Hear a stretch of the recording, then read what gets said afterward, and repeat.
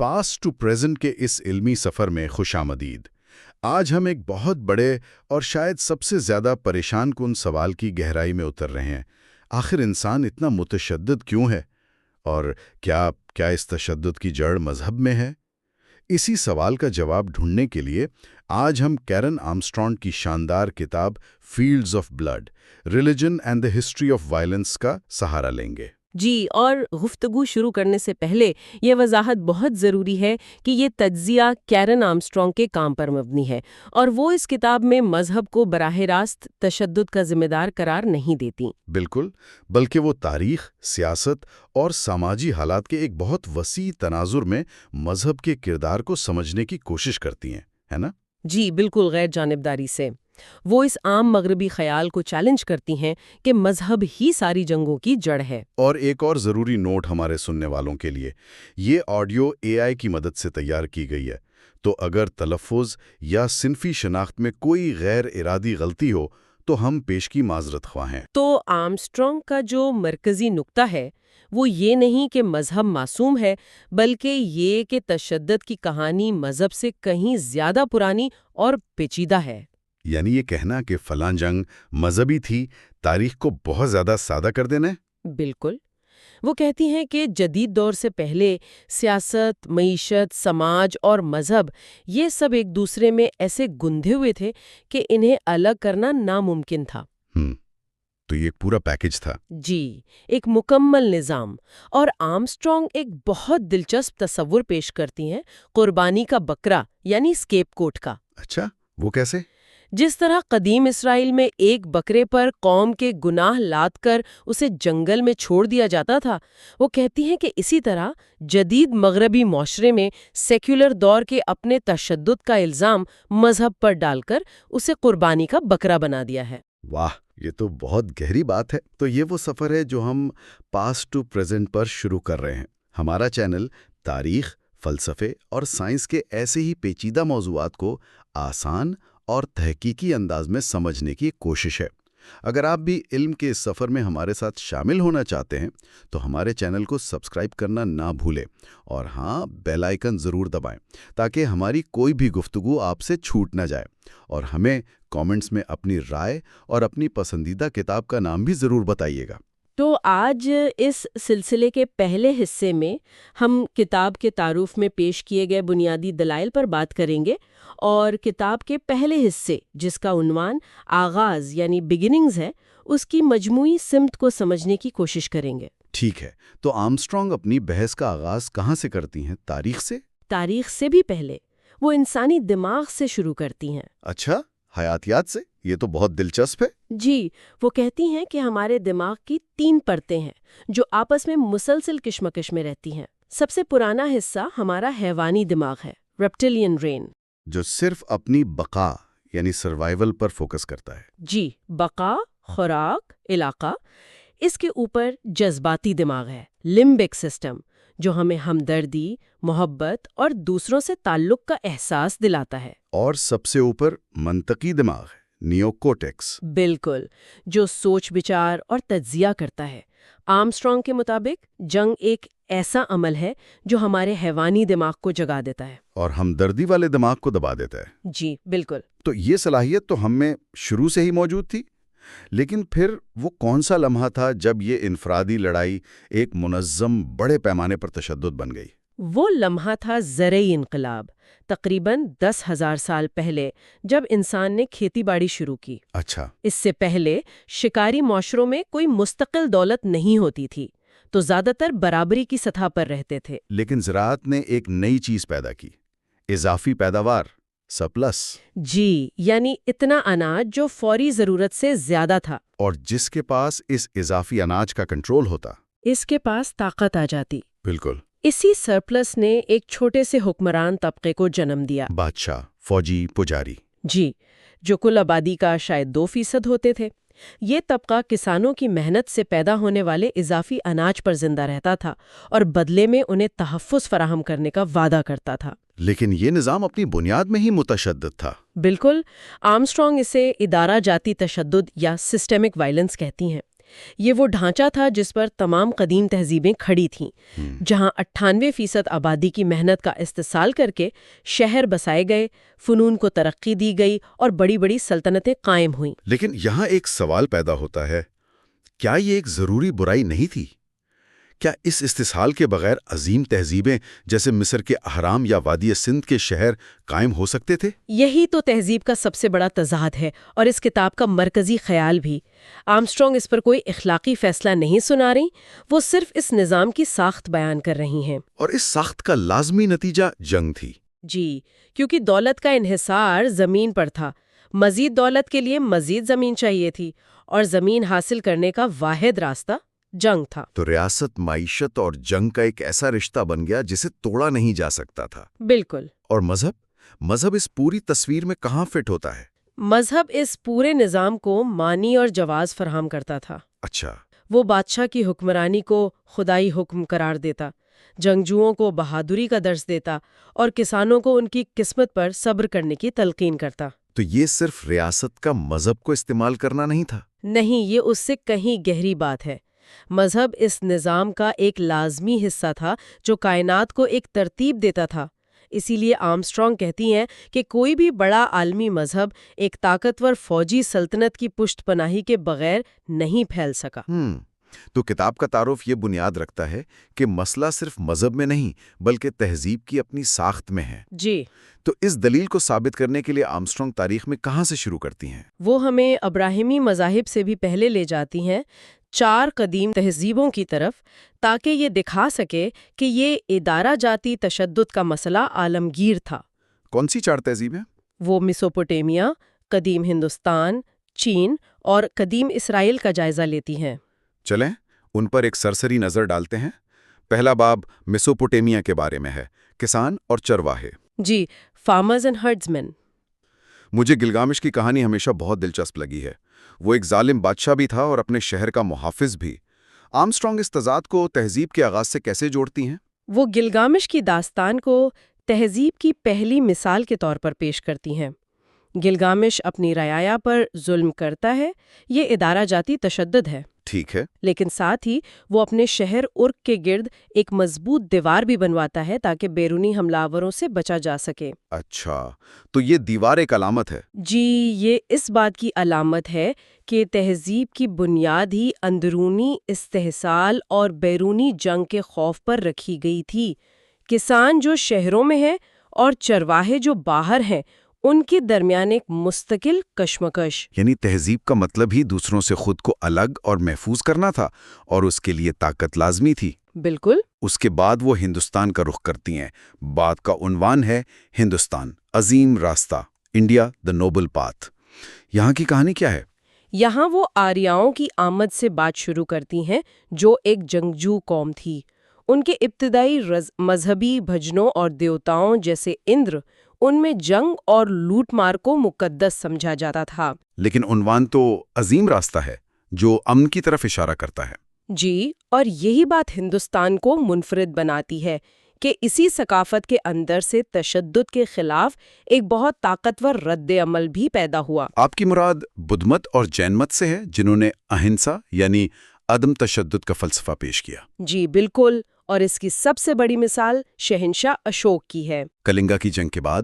جی، اس جنگ میں لاکھوں لوگوں کی موت دیکھ کر اس کا دل بدل گیا اور اس نے بدھ مت اختیار کر کے امن اور رحم کی پالیسی اپنائی۔ لیکن یہاں آرمسٹرانگ ایک بہت اہم نقطہ اٹھاتی ہیں۔ وہ کیا؟ اشوک نے جنگ سے توبہ تو کر لی، لیکن ریاست کو قائم رکھنے کے لیے اپنی فوج ختم نہیں کی۔ وہ کر ہی نہیں سکتا تھا۔ یہ تو ایک لازوال مخمصہ ہے نا؟ جی، کہ کوئی بھی ریاست، چاہے اس کے نظریات کتنے ہی امن پسند کیوں نہ ہوں، اپنی بقا کے لیے تشدد کی صلاحیت کو مکمل طور پر ختم نہیں کر سکتی۔ یہ بات تو آج بھی ہر ملک پر لاگو ہوتی ہے۔ بالکل، یہی تضاد ہے۔ اچھا، اب چین کی طرف چلتے ہیں۔ تیسرا باب ہے جنگجو اور شریف آدمی، واریئرز اینڈ جینٹلمین۔ چینی تہذیب نے اس مسئلے کو کیسے دیکھا؟ چین کا نظریہ بہت مختلف تھا۔ ان کا ماننا تھا کہ انسانیت کوئی قدرتی چیز نہیں، بلکہ اسے قدیم عقل مند بادشاہوں نے بنایا ہے۔ اور انہوں نے جنگ کے وحشی پن کو قابو میں رکھنے کے لیے لی یعنی رسومات کا ایک پیچیدہ نظام بنایا۔ ہاں، یہ بہت دلچسپ کوشش تھی۔ انہوں نے جنگ کو ایک قسم کے مہذب کھیل میں بدلنے کی کوشش کی، جہاں کچھ اصولوں کی پابندی کی جاتی تھی تاکہ خون ریزی کم سے کم ہو۔ پھر کنفیوشس جیسے مفکرین آئے؟ جی، جنہوں نے کہا کہ اصل شرافت تلوار چلانے میں نہیں بلکہ رحم دلی، انسانیت اور اخلاق میں ہے، لیکن وہ بھی اس حقیقت کو مانتے تھے کہ ریاست کو چلانے اور اسے بیرونی خطرات سے بچانے کے لیے طاقت کا استعمال ناگزیر ہے۔ تو اب تک ہم نے 3 تہذیبیں دیکھیں، میسوپوٹیمیا، ہندوستان اور چین، اور تینوں میں ایک ہی کہانی نظر آ رہی ہے کہ ادارہ جاتی تشدد اور جنگ ایک حقیقت ہے، لیکن ساتھ ہی انسانی ضمیر اس کے خلاف مزاحمت بھی کر رہا ہے اور اسے قابو میں لانے کی کوشش بھی۔ اور اب ہم چوتھے اور آخری باب پر آتے ہیں، عبرانی مخمصہ یعنی دی ہیبرو ڈائلیما۔ یہ باب بہت منفرد ہے کیونکہ عبرانی بائبل یعنی اولڈ ٹیسٹمنٹ کا نقطۂ نظر باقی تمام تہذیبوں سے بہت مختلف ہے۔ وہ کیسے؟ بائبل شروع سے ہی زرعی ریاست اور اس کے تشدد پر تنقید کرتی ہے۔ اچھا۔ یہ بات حیران کن ہے کہ تاریخ کا پہلا قاتل قابیل یعنی کین ایک کسان تھا، اور اپنے بھائی حابیل کو قتل کرنے کے بعد اس نے دنیا کا پہلا شہر بسایا۔ عام طور پر تو ہم شہروں کو تہذیب اور ترقی کی علامت سمجھتے ہیں، لیکن بائبل اسے تشدد اور بھائی کے خون پر قائم ہوتا دکھا رہی ہے۔ اور آدم و حوا کو جنت سے نکالے جانے کی سزا بھی تو زرعی مشقت ہی تھی، یعنی کھیتی باڑی کو ایک سزا کے طور پر پیش کیا گیا ہے۔ بالکل۔ تو عبرانی مخمصہ یہ تھا کہ خدا کا حکم تھا کہ وہ مصر اور میسوپوٹیمیا کی ظالم سلطنتوں جیسے نہ بنے، ان کے ادارہ جاتی تشدد کو نہ اپنائیں۔ جی، لیکن جب انہیں اپنی بقا کا خطرہ لاحق ہوا تو انہیں بھی باقی تمام قوموں کی طرح ایک بادشاہ، ایک فوج اور ایک ریاست کی ضرورت پڑی۔ اور جیسے ہی انہوں نے یہ راستہ اپنایا، وہ بھی اسی تشدد کے چکر میں پھنس گئے جس سے وہ بچنا چاہتے تھے۔ جی، تو آج کی گفتگو کا خلاصہ یہ ہوا کہ آرمسٹرانگ کے مطابق منظم تشدد کی جڑیں مذہب میں نہیں بلکہ زرعی تہذیب کے قیام میں ہیں۔ بالکل۔ ریاست کی ساخت ہی ایسی تھی کہ اسے چلانے کے لیے ایک طبقے کا استحصال اور بیرونی دشمنوں سے جنگ ناگزیر تھی۔ اور قدیم تہذیبوں نے اس مسئلے کو پہچانا بھی اور اس کے خلاف اخلاقی اور روحانی حل پیش کرنے کی کوشش بھی کی۔ لیکن کوئی بھی اس بنیادی تضاد سے باہر نہیں نکل سکا۔ جی ہاں۔ اور یہی وہ بنیاد ہے جس پر کتاب کی باقی تمام بحث قائم ہے۔ اب آگے سوال یہ اٹھے گا کہ جب توحیدی مذاہب یہودیت، عیسائیت اور اسلام منظر عام پر آئے تو کیا انہوں نے صورتحال کو بدلا؟ یہ ایک بہت اہم سوال ہے۔ تو ہم نے دیکھا کہ قدیم تہذیبیں تشدد کے اسی مخمصے میں پھنسی ہوئی تھیں۔ ریاست کی بقا کے لیے جنگ ضروری تھی، لیکن انسانی ضمیر اس کے خلاف مزاحمت بھی کرتا تھا۔ اگلے حصے میں یعنی پارٹ 2 میں ہم ان چاروں ابواب کا تفصیلی جائزہ لیں گے اور دیکھیں گے کہ ان قدیم تہذیبوں نے تشدد کے مسئلے سے نمٹنے کے لیے کیا نظریات پیش کیے۔ ہمارے ساتھ رہیے گا۔ پچھلی بار ہم نے اس بنیادی خیال پر بات کی تھی کہ مذہب تشدد کی وجہ نہیں، بلکہ تشدد تو جیسے انسانی تہذیب اور ریاست کی بنیادوں میں شامل ہے۔ شروع کرنے سے پہلے ایک چھوٹی سی وضاحت۔ یہ ویڈیو AI کی مدد سے تیار کی گئی ہے، اس لیے تلفظ یا جنس کی شناخت میں معمولی غلطیاں ہو سکتی ہیں۔ آج ہم اس سے بھی گہرائی میں جا رہے ہیں۔ ہم دیکھیں گے کہ جب انسانوں نے شکار چھوڑ کر کھیتی باڑی شروع کی تو اس بظاہر پرامن تبدیلی نے منظم تشدد کو کیسے جنم دیا۔ جی، اور ہمارا مقصد قدیم میسوپوٹیمیا، ہندوستان اور چین کی تہذیبوں کا جائزہ لینا ہے، اور یہ سمجھنا ہے کہ ان کے مذہبی اور فلسفیانہ خیالات اس نئے اور پرتشدد ریاستی ڈھانچے کے ساتھ ساتھ کیسے پروان چڑھے۔ اور یہ بتانا بھی ضروری ہے کہ مصنفہ ان تمام تاریخی تبدیلیوں کو بغیر کسی کا ساتھ لیے ایک غیر جانبدارانہ نظر سے دیکھتی ہیں۔ بالکل۔ تو آج کی گفتگو کا سب سے دلچسپ پہلو یہی ہے کہ جب اضافی خوراک، ذاتی جائیداد اور زمین کی حفاظت جیسے مسائل پیدا ہوئے تو ریاست کا وجود ہی تشدد پر منحصر ہو گیا۔ ہم دیکھیں گے کہ ان تینوں عظیم تہذیبوں نے اس چیلنج کا سامنا کیسے کیا۔ یہ کہانیاں صرف تاریخ نہیں ہیں بلکہ اس بات کی عکاسی کرتی ہیں کہ انسان انصاف، طاقت اور بقا کی کشمکش سے ہمیشہ سے کیسے نمٹتا آیا ہے۔ ٹھیک ہے، تو آئیے اس کی تہ کھولتے ہیں۔ جب ہم زراعت کے آغاز کا سوچتے ہیں تو ذہن میں ایک پرامن اور خوشحال تصویر آتی ہے نا؟ جی بالکل، یہی تصور ہے کہ سب کچھ بہت اچھا ہو گیا تھا۔ لیکن کتاب کے مطابق حقیقت اس کے بالکل برعکس تھی، بلکہ کافی خوفناک تھی۔ جی، ایک بہت بڑا تضاد ہے۔ آثار قدیمہ سے ملنے والے ثبوت جیسے انسانی ڈھانچے بتاتے ہیں کہ ابتدائی کسان اپنے شکاری آبا و اجداد کے مقابلے میں کمزور تھے۔ کمزور کس لحاظ سے؟ ان کا قد چھوٹا تھا، وہ زیادہ بیماریوں کا شکار تھے، اور ان کی زندگی مسلسل محنت اور مشقت سے عبارت تھی۔ لیکن اصل مسئلہ یہاں سے شروع نہیں ہوتا۔ اچھا، تو پھر کہاں سے شروع ہوتا ہے؟ اصل مسئلہ تب شروع ہوا جب فصلیں ضرورت سے زیادہ ہونے لگیں، جب خوشحالی آئی۔ یعنی جب خوشحالی آئی تب اصل مسائل شروع ہوئے؟ یہ تو الٹی بات لگتی ہے۔ یہی تو نکتہ ہے۔ دیکھیں، اس اضافی پیداوار نے ایک ایسے نظام کو جنم دیا جسے ہم آج ساختی تشدد یا اسٹرکچرل وائلنس کہتے ہیں۔ ساختی تشدد؟ اس کی تھوڑی وضاحت کریں۔ یہ کسی ایک شخص کا دوسرے پر تشدد نہیں تھا، بلکہ پورے نظام کی بنیاد ہی غیر منصفانہ تھی۔ معاشرے میں ایک بہت چھوٹا سا حکمران طبقہ ابھرا۔ کتنا چھوٹا؟ شاید صرف 2% لوگ، اور انہوں نے تمام اضافی پیداوار پر قبضہ کر لیا۔ کسانوں کو بس اتنا دیا جاتا تھا کہ وہ زندہ رہ کر اگلے سال پھر فصل اگا سکیں۔ اور اس قبضے کی گئی دولت کا کیا ہوتا تھا؟ اسی دولت سے تہذیب کی عظیم علامتیں تعمیر ہوئیں۔ عالیشان مندر، فن پارے، لکھائی کا نظام، سائنس، یہ سب کچھ اسی جبری نظام کی پیداوار تھا۔ تو تہذیب کی ترقی کسانوں کے استحصال پر کھڑی تھی۔ بالکل، اور اس نظام کو قائم رکھنے کے لیے طاقت کا استعمال ناگزیر تھا۔ اس کی سب سے بڑی مثال تو پھر گلگامش کی کہانی ہے۔ ہم اسے ایک عظیم ہیرو کے طور پر جانتے ہیں جس نے ارک شہر کی دیواریں بنائیں۔ جی، لیکن کہانی کا آغاز ہی اس کے ظلم سے ہوتا ہے۔ ہاں، وہ اپنی ہی رعایا پر جنگلی بیل کی طرح ظلم کرتا تھا، اور لوگ اس سے اتنے تنگ آ چکے تھے کہ وہ دیوتاؤں سے مدد مانگ رہے تھے۔ تو گلگامش اس نئے حکمران طبقے کی علامت ہے۔ بالکل، وہ اس تضاد کی بہترین مثال ہے کہ جو شخص تہذیب کا معمار ہے وہی اس کا سب سے بڑا ظالم بھی ہے۔ اور یہی مذہب کا کردار بہت دلچسپ ہو جاتا ہے۔ کیسے؟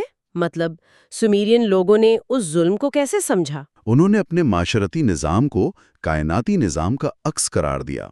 ان کا ماننا تھا کہ جیسے آسمانوں میں دیوتاؤں کی ایک درجہ بندی ہے، ایک ہائرارکی ہے، ویسے ہی زمین پر انسانوں کی ہے۔ اچھا، ریاست کا یہ ظالمانہ نظام ان کے نزدیک دیوتاؤں کا بنایا ہوا تھا، اور اس کی پیروی کرنا ان کی مذہبی ذمہ داری تھی۔ یعنی مذہب اس نظام کو جواز فراہم کر رہا تھا؟ ایک طرح سے ہاں، لیکن اس کا مقصد صرف جواز فراہم کرنا نہیں تھا، بلکہ ایک نئی، مشکل اور اکثر بے معنی لگنے والی حقیقت کو معنی پہنانا تھا۔ کوئی مثال ہے اس کی؟ جی، ان کی ایک قدیم نظم ہے 18 حاسس، جس میں دکھایا گیا ہے کہ انسانوں کو پیدا ہی اس لیے کیا گیا تھا کہ وہ دیوتاؤں کی غلامی کر سکیں۔ غلامی کرنے کے لیے؟ ہاں، کیونکہ نچلے درجے کے دیوتا کام کے بوجھ سے بغاوت کر چکے تھے۔ یہ اس دور کی نفسیات کو سمجھنے کے لیے ایک بہترین ذریعہ ہے۔ لیکن گلگامش کی کہانی میں صرف ساختی تشدد نہیں، ذاتی تشدد بھی ہے۔ جب وہ دیودار کے جنگل پر حملہ کرتا ہے تو اس کا مقصد صرف دولت نہیں، اس کا مقصد جنگی شان و شوکت اور لازوال شہرت حاصل کرنا ہے۔ مگر یہاں ایک حیران کن بات ہے، دیوتا اس کے اس حملے کے خلاف ہوتے ہیں۔ میں تو ہمیشہ سمجھتا تھا کہ ایسی کہانیوں میں دیوتا اپنے ہیروز کی حمایت کرتے ہیں۔ یہ ایک بہت اہم نکتہ ہے۔ اس سے ظاہر ہوتا ہے کہ اس جنگجو معاشرے میں بھی یہ احساس موجود تھا کہ جنگ اخلاقی طور پر ایک مسئلہ ہے۔ اچھا، یہاں تک کہ خانہ بدوش گلابان جیسے آرین قبائل جو جنگ کو مقدس سمجھتے تھے اور مال غنیمت لوٹنے کو شرافت کی علامت مانتے تھے، جی، وہ بھی یہ تسلیم کرتے تھے کہ جنگجو ہمیشہ ایک داغ یا گناہ کا بوجھ اٹھاتا ہے۔ جنگ میں اسے وہ کام کرنے پڑتے ہیں جو عام حالات میں ناقابل تصور ہیں۔ اس کی کوئی مثال ہے ادب سے؟ ہومر کی ایلیڈ میں اکیلیز کے غصے کو ایک غیر انسانی آگ کہا گیا ہے، جو دوست اور دشمن میں تمیز کیے بغیر سب کچھ جلا دیتی ہے۔ تو میسوپوٹامیا اور آرین تہذیبوں کا سبق یہ ہے کہ ریاست کے قیام کے ساتھ ہی تشدد نظام کا حصہ بن گیا، اور مذہب نے اس نئی حقیقت کو سمجھنے اور اس سے نمٹنے کی کوشش کی۔ بالکل، کبھی اسے کائناتی سچائی قرار دیا تو کبھی اس کے اخلاقی بوجھ کو تسلیم کیا۔ اب دیکھتے ہیں کہ جب یہی جنگجو روایات ہندوستان پہنچیں تو وہاں کیا ہوا؟ کیونکہ وہاں جو نتیجہ نکلا وہ تو بالکل ہی غیر متوقع تھا۔ جنگ کے لیے تیار کرنا تھا، یہ تو زمین آسمان کا فرق ہے۔ یہ اس کتاب کے سب سے حیران کن انکشافات میں سے ایک ہے۔ اور یہ ظاہر کرتا ہے کہ ثقافتی اور مذہبی تصورات کتنے متحرک ہوتے ہیں، وہ وقت کے ساتھ کیسے بدلتے ہیں۔ تو ابتدائی ویدک دور میں جنگ کا تصور بہت مثبت تھا؟ بہت زیادہ۔ ان کی مذہبی رسومات اور کہانیاں جنگ، لوٹ مار اور تشدد کی تسبیح کرتی تھیں۔ دیوتا اندر ایک جنگجو دیوتا تھا جو اپنے دشمنوں کو تباہ کرتا تھا۔ تو پھر اہمسا یعنی عدم تشدد کا نظریہ کہاں سے آیا؟ ایک ایسی ثقافت جو جنگ کو مقدس سمجھتی ہو، وہ اچانک عدم تشدد کی سب سے بڑی علمبردار کیسے بن گئی؟ یہی ہندوستانی فکر کا کمال ہے۔ دیکھیں، انہوں نے اپنی جنگی اساطیر اور انہوں نے جنگ کے تصور کو بیرونی دنیا سے اندرونی دنیا میں منتقل کر دیا۔ اوہ، یہ تو بہت دلچسپ ہے۔ انہوں نے کہا کہ اصل جنگ میدان میں نہیں بلکہ انسان کے اپنے نفس کے اندر لالچ، نفرت اور جہالت کے خلاف ہے۔ تو رتھ کیا بن گیا؟ رتھ انسانی جسم بن گیا، اور یوگا کا مطلب گھوڑوں کو قابو کرنا نہیں بلکہ اپنے ذہن اور خواہشات کو قابو کرنا بن گیا۔ یہ ایک انقلابی تبدیلی تھی۔ اس کی سب سے بڑی عملی مثال تو پھر موریہ سلطنت کے بادشاہ اشوک ہیں۔ جی بالکل۔ ایک ظالم بادشاہ جو کلنگا کی جنگ میں لاکھوں لوگوں کی موت کا ذمہ دار تھا، اور پھر اچانک بدھ مت اختیار کر کے امن اور ہمدردی کا دائی بن جاتا ہے۔ لیکن یہاں بھی ایک تضاد ہے۔ ہاں، اشوک نے ہمدردی کو تو فروغ دیا مگر اپنی فوج کو کبھی ختم نہیں کیا۔ اور یہی تہذیب کا سب سے بڑا المیہ ہے جس پر آرمسٹرانگ بار بار زور دیتی ہیں۔ اشوک، تاریخ کا شاید سب سے بڑا امن پسند بادشاہ، بھی ریاست کے بنیادی ڈھانچے کو تبدیل نہیں کر سکا۔ کیوں نہیں کر سکا؟ کیونکہ وہ اپنی سلطنت کو بیرونی حملہ آورن سے بچانے اور اندرونی بغاوتوں کو کچلنے کے لیے فوج کا محتاج تھا۔ یہ اس بات کا ثبوت ہے کہ تشدد کا مسئلہ صرف انفرادی اخلاقیات کا نہیں بلکہ ریاست کے نظام میں گہرائی تک پیوست ہے۔ تو کیا ایک پرامن ریاست کا تصور ممکن ہی نہیں؟ مصنفہ کے مطابق شاید نہیں۔ تو کیا بدھ مت اور جین مت جیسے مذاہب اسی ریاستی تشدد کے رد عمل میں ابھرے تھے؟ بالکل۔ یہ تحریکیں براہ راست ریاست کے ساختی تشدد اور برہمنی نظام کے خلاف ایک رد عمل تھی۔ ان کا مقصد کیا تھا؟ ان کا مقصد جنگ کو مقدس قرار دینا نہیں تھا بلکہ دھرم، کرم اور اہنسا جیسی تعلیمات کے ذریعے تشدد کی آگ کو بجھانا تھا۔ لفظ نروان کا مطلب بھی تو یہی ہے۔ جی، نروان کا مطلب ہی لالچ، نفرت اور تشدد کی آگ کو بجھا دینا ہے۔ انہوں نے ایک متبادل راستہ پیش کیا جو ریاستی طاقت پر نہیں بلکہ ذاتی روحانی تبدیلی پر مبنی تھا۔ تو ہندوستان میں جہاں ریاست تشدد پر قائم تھی، وہیں مذہب نے اس کے متوازی ایک مکمل طور پر مختلف عدم تشدد پر مبنی راستہ دکھایا۔ جی، اور اب چین کی طرف چلتے ہیں۔ وہاں کی صورتحال بالکل مختلف لگتی ہے۔ ہاں، وہاں فلسفے کا مقصد ریاست سے فرار نہیں بلکہ ریاست کو ہی بہتر بنانا تھا۔ آپ نے بالکل صحیح پکڑا۔ چین کی قدیم تاریخ مسلسل جنگوں اور سیاسی عدم استحکام سے بھری پڑی ہے۔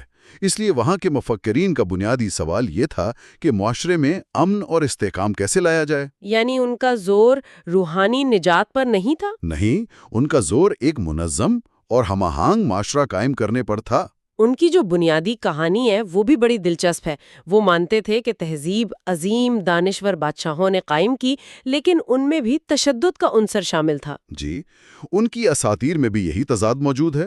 پہلا بادشاہ، خدائی کسان شن نینگ، ایک پرامن شخصیت تھا جس نے لوگوں کو کھیتی باڑی سکھائی۔ لیکن اس کا معاشرہ کامیاب نہیں ہوا۔ نہیں، اس کا پرامن معاشرہ وحشی کوفتوں کے سامنے ٹک نہ سکا۔ اس کے بعد پیلا شہنشاہ ہوانگڈی آیا جس نے تہذیب کی بنیاد رکھنے کے لیے منظم جنگ کا سہارا لینا پڑا۔ تو اس کہانی کا پیغام کیا تھا؟ پیغام صاف تھا، امن قائم کرنے کے لیے بھی تشدد ناگزیر ہے۔ اسی پس منظر میں یو خاندان نے آسمانی اختیار یا مینڈیٹ آف ہیون کا نظریہ پیش کیا۔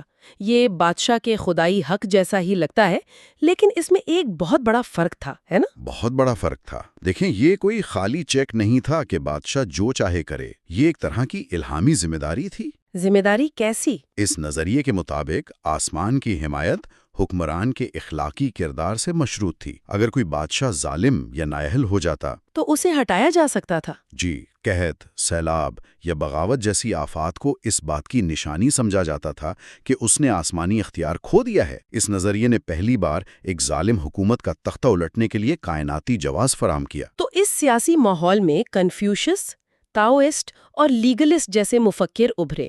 ان سب کا مقصد ایک ہی تھا۔ مقصد ایک ہی تھا، راستے الگ تھے۔ وہ سب اسی مسئلے کا حل تلاش کر رہے تھے کہ جنگجوؤں کی جارحیت کو کیسے قابو کیا جائے۔ کنفیوشس کا طریقہ کیا تھا؟ کنفیوشس کے پیروکاروں نے جنٹلمن یا جنزی کا تصور پیش کیا۔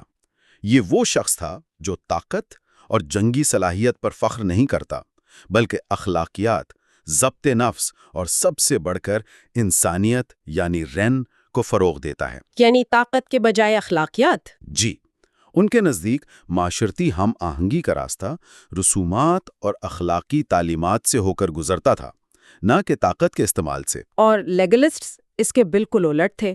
ان کا فلسفہ تو آج بھی کافی صفاقانہ لگتا ہے۔ وہ انتہائی عملیت پسند تھے۔ ان کا ماننا تھا کہ اخلاقیات اور مذہب حکمران کو کمزور اور نرم دل بنا دیتے ہیں۔ تو پھر ایک مضبوط ریاست کیسے بنتی؟ ان کے نزدیک سخت قوانین اور سزائیں ضروری تھیں۔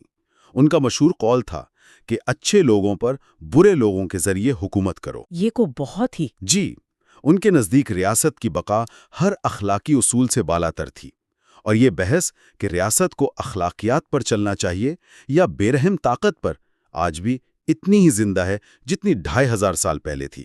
تو ان تینوں قدیم تہذیبوں کا جائزہ لینے کے بعد یہ بات تو بہت واضح ہو جاتی ہے کہ ریاست اور تہذیب کی کہانی تشدد کی کہانی سے الگ نہیں ہے۔ جی، یہ دونوں ایک ساتھ پروان چڑھے ہیں۔ اور مرکزی نقطہ، جیسا کہ ہم نے شروع میں کہا، یہ ہے کہ مذہبی اور فلسفیانہ روایات اس تشدد کی وجہ نہیں تھیں۔ بالکل نہیں، بلکہ وہ اس پیچیدہ صورتحال کا رد عمل تھی۔ کبھی انہوں نے ریاستی تشدد کی حمایت کی، اسے کائناتی نظام کا حصہ قرار دے کے، جیسا کہ میسوپوٹیمیا میں ہوا۔ جی، لیکن اکثر جیسا کہ ہم نے ہندوستان اور چین میں دیکھا، انہوں نے اس تشدد کو سمجھنے، اسے قابو کرنے اور اس کا متبادل پیش کرنے کی گہری فکری کوششیں کی۔ تو یہ روایات اس بنیادی انسانی کشمکش کی عکاسی کرتی ہیں۔ جی، کہ ایک پرامن معاشرہ کیسے قائم کیا جائے جبکہ طاقت اور جبر اس کی بنیادوں میں شامل ہوں۔ اس کے ساتھ ہی ہماری گفتگو کا دوسرا حصہ اختتام کو پہنچتا ہے۔ ہماری اگلی گفتگو بنی اسرائیل کی روایت پر ہوگی، جو اس کہانی میں ایک بالکل نیا اور منفرد زاویہ لائے گی۔ اور آج کی گفتگو ہم اس سوال پر ختم کرتے ہیں، جب کسی قوم کی پوری شناخت ہی ایک ظالم زرعی ریاست سے فرار پر مبنی ہو، تو اس وقت کیا ہوتا ہے جب وہ خود اپنی ریاست بنانے پر مجبور ہو جائے؟ وہ انصاف کے اپنے بلند نظریات اور سیاسی بقا کی پرتشدد حقیقتوں کے درمیان توازن کیسے قائم کرتی ہے؟ پچھلی گفتگو میں ہم نے قدیم ہندوستان اور چین کی روایات پر بات کی تھی۔ آج ہم عبرانی روایت کے بہت ہی پیچیدہ اور سچ پوچھیں تو اکثر غلط سمجھے جانے والے منظرنامے میں اتریں گے۔ ہم خاص طور پر کتاب کے چوتھے باب دی ہیبرو ڈیلیما یعنی عبرانی مخمصہ پر بات کریں گے، اور یہ جاننے کی کوشش کریں گے کہ سیاسی بحران، جلا وطنی اور جنگ جیسے شدید دباؤ نے مذہبی نظریات کو کیسے جنم دیا۔ جی، اور گفتگو شروع کرنے سے پہلے ایک وضاحت بہت ضروری ہے۔ جی بالکل۔ کیرن آرمسٹرانگ کا بنیادی نقطہ یہ نہیں ہے کہ مذہب آپ کہہ لیں فطری طور پر پرتشدد ہے، بلکہ وہ یہ دلیل دیتی ہیں کہ جسے ہم مذہبی تشدد کہتے ہیں وہ اکثر سیاسی، سماجی اور معاشی عوامل کا نتیجہ ہوتا ہے۔ یعنی مذہب کو اس کے تاریخی سیاق و سباق میں دیکھنا ضروری ہے۔ بالکل، اور آج کی گفتگو میں ہم یہی دیکھیں گے کہ بقا کی جدوجہد اور سامراجی طاقتوں کے جبر نے عبرانی فکر کو کس طرح تشکیل دیا۔ اور ایک اور ضروری نوٹ، یہ گفتگو مصنوعی ذہانت کی مدد سے تیار کی گئی ہے، اس لیے تلفظ یا شناخت میں کہیں کہیں معمولی غلطیاں ہو سکتی ہیں۔ چلیں پھر اس دلچسپ موضوع میں گہرائی تک اترتے ہیں۔ مصنفہ اپنی بات عبرانی بائبل کی بالکل ابتدائی کہانیوں سے شروع کرتی ہیں، لیکن ایک ایسے زاویے سے جو شاید ہم میں سے اکثر کے لیے بالکل نیا ہو۔ وہ آدم و حوا اور قابیل و حابیل کی کہانیوں کو زرعی ریاست پر ایک سیاسی تنقید کے طور پر دیکھتی ہیں۔ یہ بہت دلچسپ ہے۔ جی، یہ واقعی بہت دلچسپ ہے۔ عام طور پر ہم آدم اور حوا کی کہانی کو گناہ اور جنت سے نکالے جانے کے طور پر دیکھتے ہیں، لیکن آرمسٹرانگ کہتی ہیں کہ جب انہیں جنت سے نکالا گیا تو وہ اصل میں ایک زرعی معیشت میں داخل ہوئے۔ اچھا، ایک طرح سے یعنی فطرت کے ساتھ ہاں آہنگی کے خاتمے اور محنت و مشقت کے آغاز کی علامت ہے۔ اور پھر قابیل اور حابیل کی کہانی آتی ہے۔ میں نے تو ہمیشہ اسے دو بھائیوں کے درمیان حسد اور غصے کی کہانی سمجھا ہے، لیکن مصنفہ اسے دو مختلف طرز زندگی کے تصادم کے طور پر پیش کرتی ہیں۔ جی، اور یہی وہ نقطہ ہے جو اس تجزیے کو اتنا دلچسپ بناتا ہے۔ قابیل ایک کسان ہے جو زمین پر کھیتی باڑی کرتا ہے، مطلب وہ زرعی ریاست کا نمائندہ ہے۔ اور حابیل چرواہا تھا۔ بالکل، حابیل ایک چرواہا ہے جو خانہ بدوش زندگی کی علامت ہے۔ تو جب قابیل اپنے بھائی کو قتل کرتا ہے تو یہ صرف ایک قتل نہیں ہے، بلکہ یہ زرعی تہذیب کا خانہ بدوش ثقافت پر پہلا پرتشدد حملہ ہے۔ واہ! اور مصنفہ نشاندہی کرتی ہیں کہ قتل کے بعد قابیل کی زمین خون آلود ہو جاتی ہے اور پیداوار دینے سے انکار کر دیتی ہے۔ یہ اس بات کی علامت ہے کہ زرعی ریاست کے مرکز میں تشدد موجود ہے۔ یہ تو کمال کی بات ہے، یعنی جس کہانی کو ہم ہمیشہ سے بھائیوں کے حسد کا نتیجہ سمجھتے آئے ہیں، مصنفہ اسے دو مختلف معاشی اور سیاسی نظاموں کی جنگ قرار دے رہی ہیں۔ اور یہ بھی دلچسپ ہے کہ بائبل کے مطابق قابیل ہی آگے چل کر دنیا کا پہلا شہر بساتا ہے اور اس کی نسل سے ہتھیار بنانے والے پیدا ہوتے ہیں۔ اس سے تو پوری کہانی کا مطلب ہی بدل جاتا ہے۔ بالکل، آرمسٹرانگ کے مطابق بائبل کی یہ ابتدائی کہانیاں دراصل ایک سیاسی فلسفہ پیش کر رہی ہیں۔ یہ ایک ایسی متبادل سوسائٹی کا تصور ہے جو اس وقت کی بڑی بڑی سلطنتوں جیسے مصر اور میسوپوٹیمیا کے جابرانہ نظام کے خلاف تھی۔ مطلب یہ کہانیاں بتا رہی تھیں کہ شہر، مرکزی حکومت اور منظم زراعت اپنے ساتھ ساختیاتی تشدد یعنی اسٹرکچرل وائلنس لاتے ہیں۔ جی ہاں، بالکل یہی۔ اچھا، تو یہ تو ہوا نظریاتی پس منظر، لیکن جب ہم تاریخی حقائق کی طرف آتے ہیں تو بائبل میں تو یوشوا یعنی جوشوا کی قیادت میں کنعان کی ایک بڑی خونی فتح کا ذکر ملتا ہے۔ شہروں کو جلا دیا گیا، لوگوں کو تہہ تیغ کر دیا گیا۔ لیکن مصنفہ یہاں آثار قدیمہ کے شواہد کی طرف اشارہ کرتی ہیں جو ایک بالکل مختلف تصویر پیش کرتے ہیں۔ جی، اور یہ ایک بہت بہت بڑا تضاد ہے۔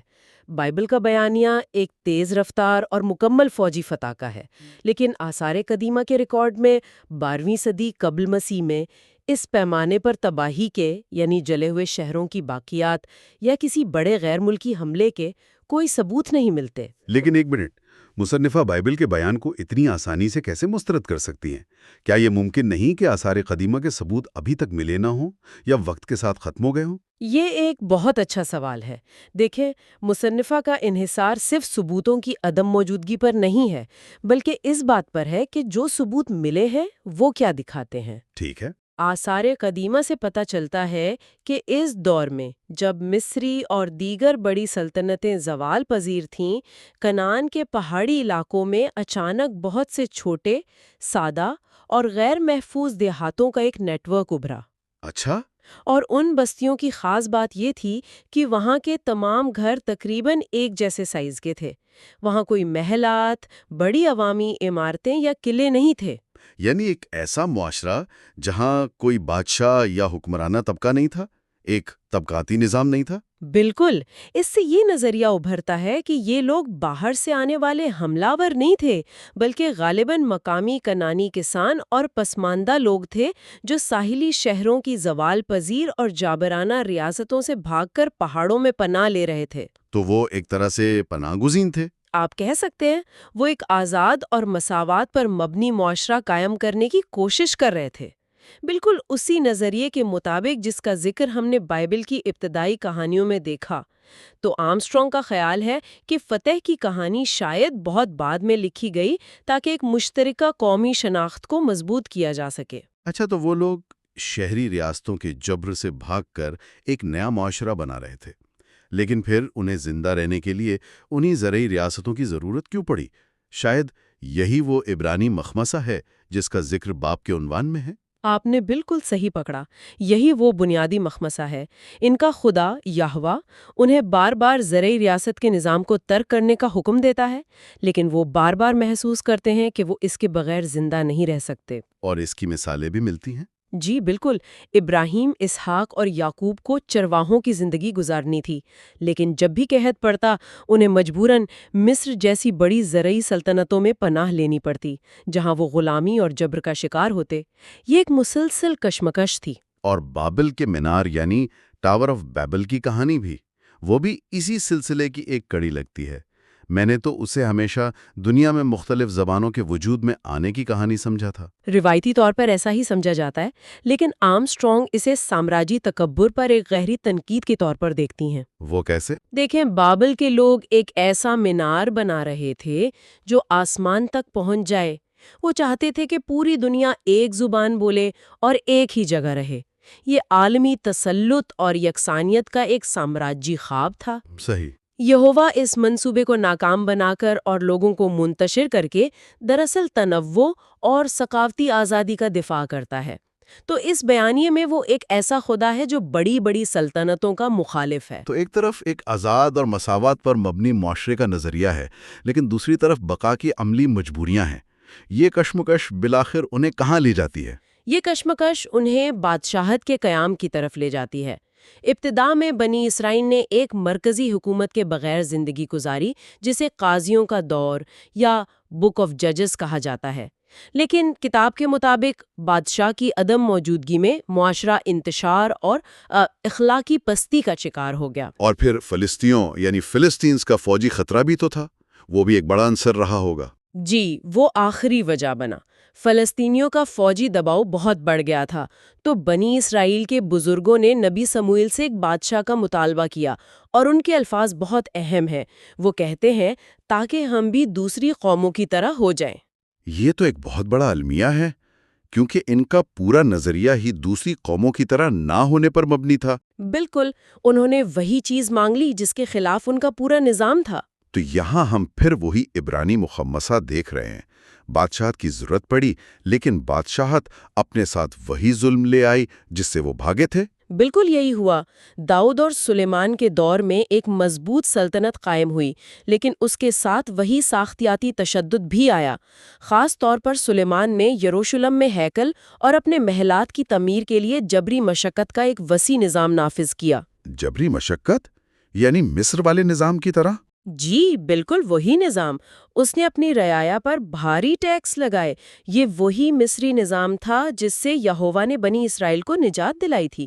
وہ دوسری قوموں کی طرح بن گئے تھے، اور اس کی قیمت انہیں اپنی بنیادی اقدار کو ترک کر کے چکانی پڑی۔ کیا اس نظام کے خلاف کوئی آواز نہیں اٹھی؟ معاشرے کے اندر کوئی مزاحمت نہیں ہوئی؟ ہوئی، اور یہ آواز انبیاء کی تھی۔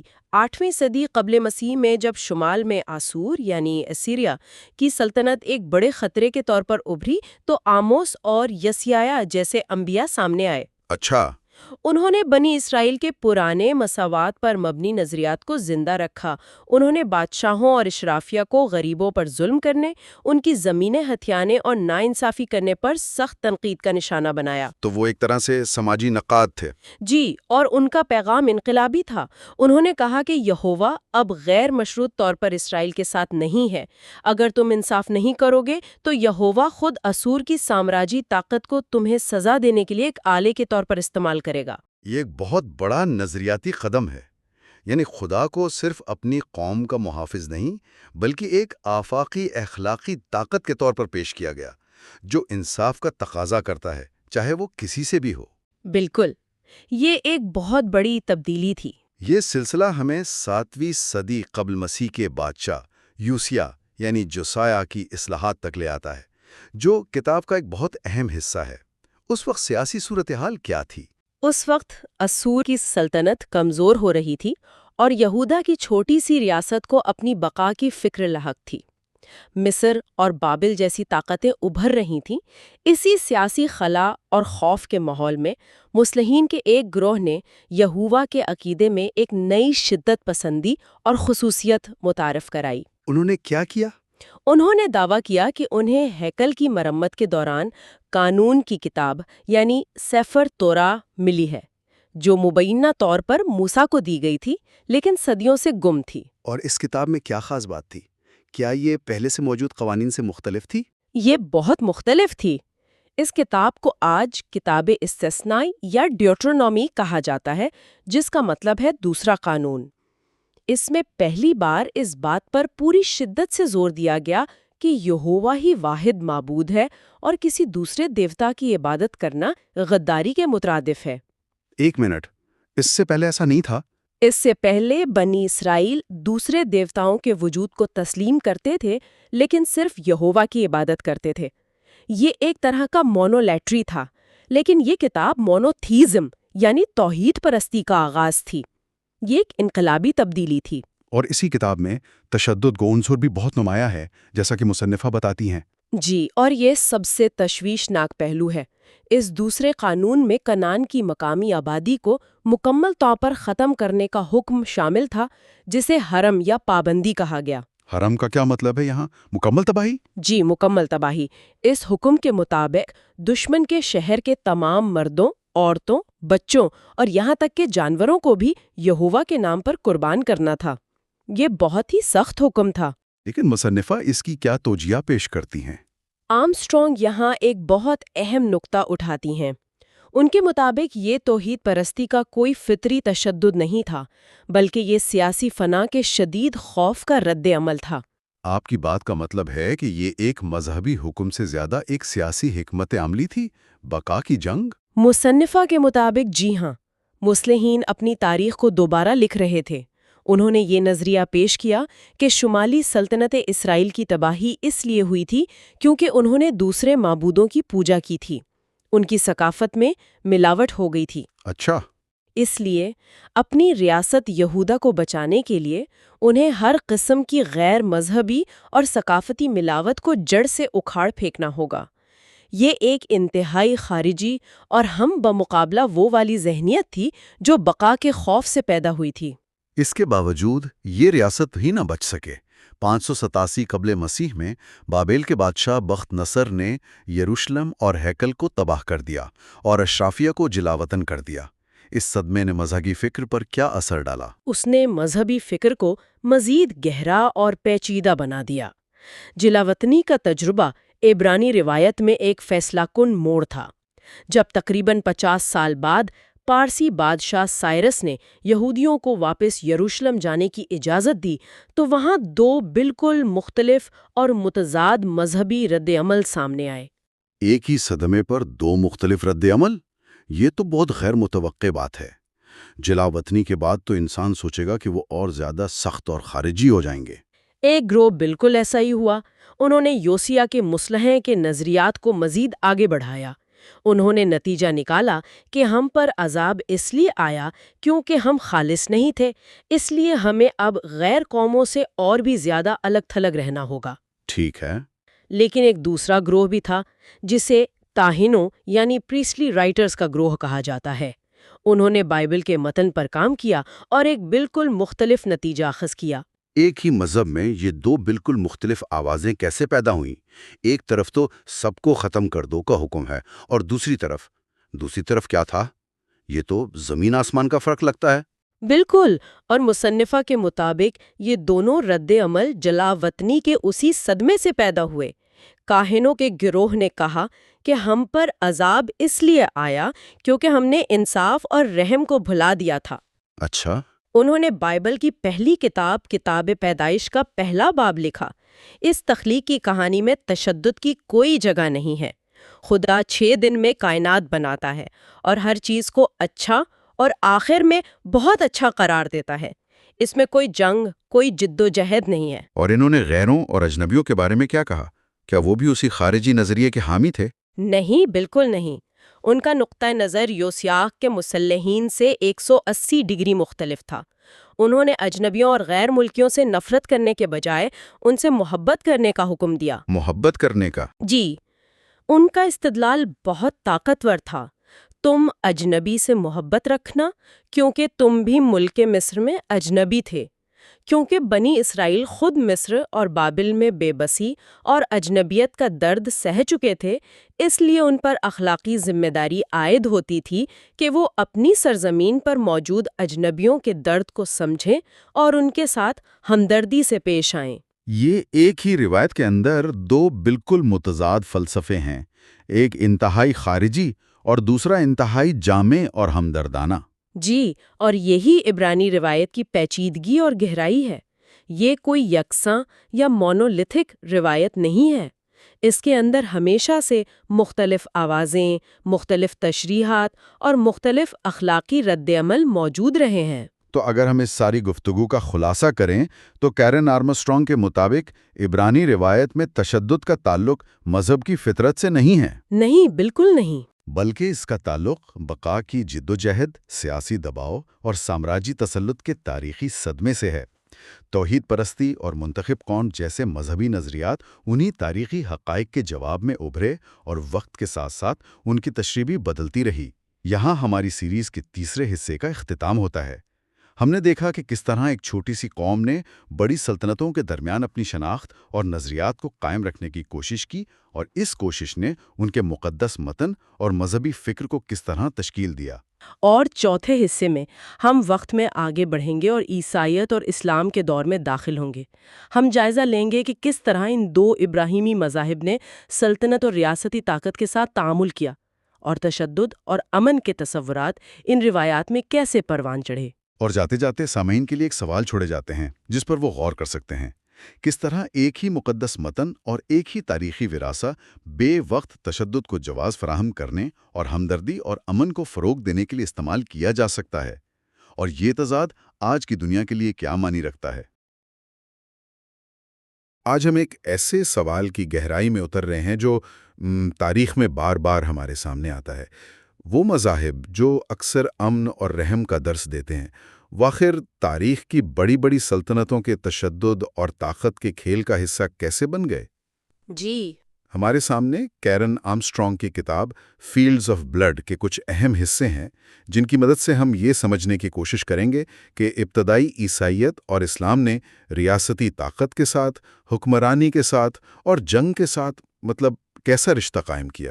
اور دیکھیں، یہ گفتگو شروع کرنے سے پہلے ایک بات سمجھنا بہت ضروری ہے۔ جی؟ وہ یہ کہ ہم آج جس دنیا میں رہتے ہیں وہاں ہم مذہب اور سیاست کو الگ الگ خانوں میں دیکھتے ہیں۔ صحیح۔ قدیم دنیا ایسی نہیں تھی۔ وہاں تو ریاست کا ہر نظریہ، ہر تصور کسی نہ کسی طرح مذہبی تھا، اور ہر مذہب کو سیاست کی ٹھوس حقیقتوں کا سامنا کرنا پڑتا تھا۔ اچھا، تو یہ مسئلہ صرف مذہب کا نہیں بلکہ خود طاقت کی فطرت کا ہے۔ وہ کس قسم کی دنیا میں آئے تھے؟ ہم اکثر پیکس رومانا یعنی رومن امن کا ذکر سنتے ہیں کہ یہ ایک بڑا مستحکم اور خوشحال دور تھا۔ لیکن ذرائع کے مطابق فلسطین میں جہاں حضرت عیسیٰ کی تحریک شروع ہوئی، وہاں کی زمینی حقیقت کچھ اور ہی تھی۔ بالکل، اور یہی تو تاریخ کا سب سے بڑا سبق ہے نا، کہ امن ہمیشہ کسی نہ کسی قیمت پر آتا ہے۔ صحیح۔ اور رومن امن کی قیمت مقبوضہ علاقوں کے لوگ ادا کر رہے تھے، فلسطین کے کسانوں پر دوہرا ٹیکس تھا، جیسا کہ ذرائع بتاتے ہیں۔ جی، دوہرا ٹیکس، ایک براہ راست رومیوں کو جاتا تھا اور دوسرا ان کی اپنی کٹھ پتلی حکومت ہیروڈ خاندان کو۔ زمینوں پر زبردستی قبضے، معاشی استحصال، اس نے لوگوں کی کمر توڑ دی تھی، اور رومی فوج کی موجودگی کا مقصد صرف امن قائم کرنا نہیں تھا بلکہ اصل میں دہشت کے ذریعے لوگوں کو قابو میں رکھنا تھا۔ اچھا۔ اور صلیب پر چڑھانے کا جو عمل تھا، وہ صرف ایک سزا نہیں تھی، وہ عوام کے لیے ایک کھلا پیغام تھا کہ بغاوت کا انجام کیا ہوگا۔ یہ تو بہت ہی خوفناک منظر ہے۔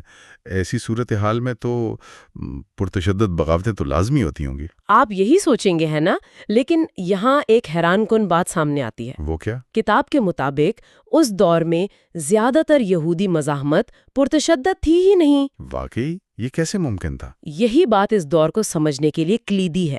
مثال کے طور پر، جب رومی گورنر پونٹیس پلاطس نے شہنشاہ کی تصویر والے فوجی نشانات یروشلم میں لانے کی کوشش کی جو یہودیوں کے لیے بت پرستی تھی، جی تو ہزاروں کسانوں نے کوئی ہتھیار نہیں اٹھایا۔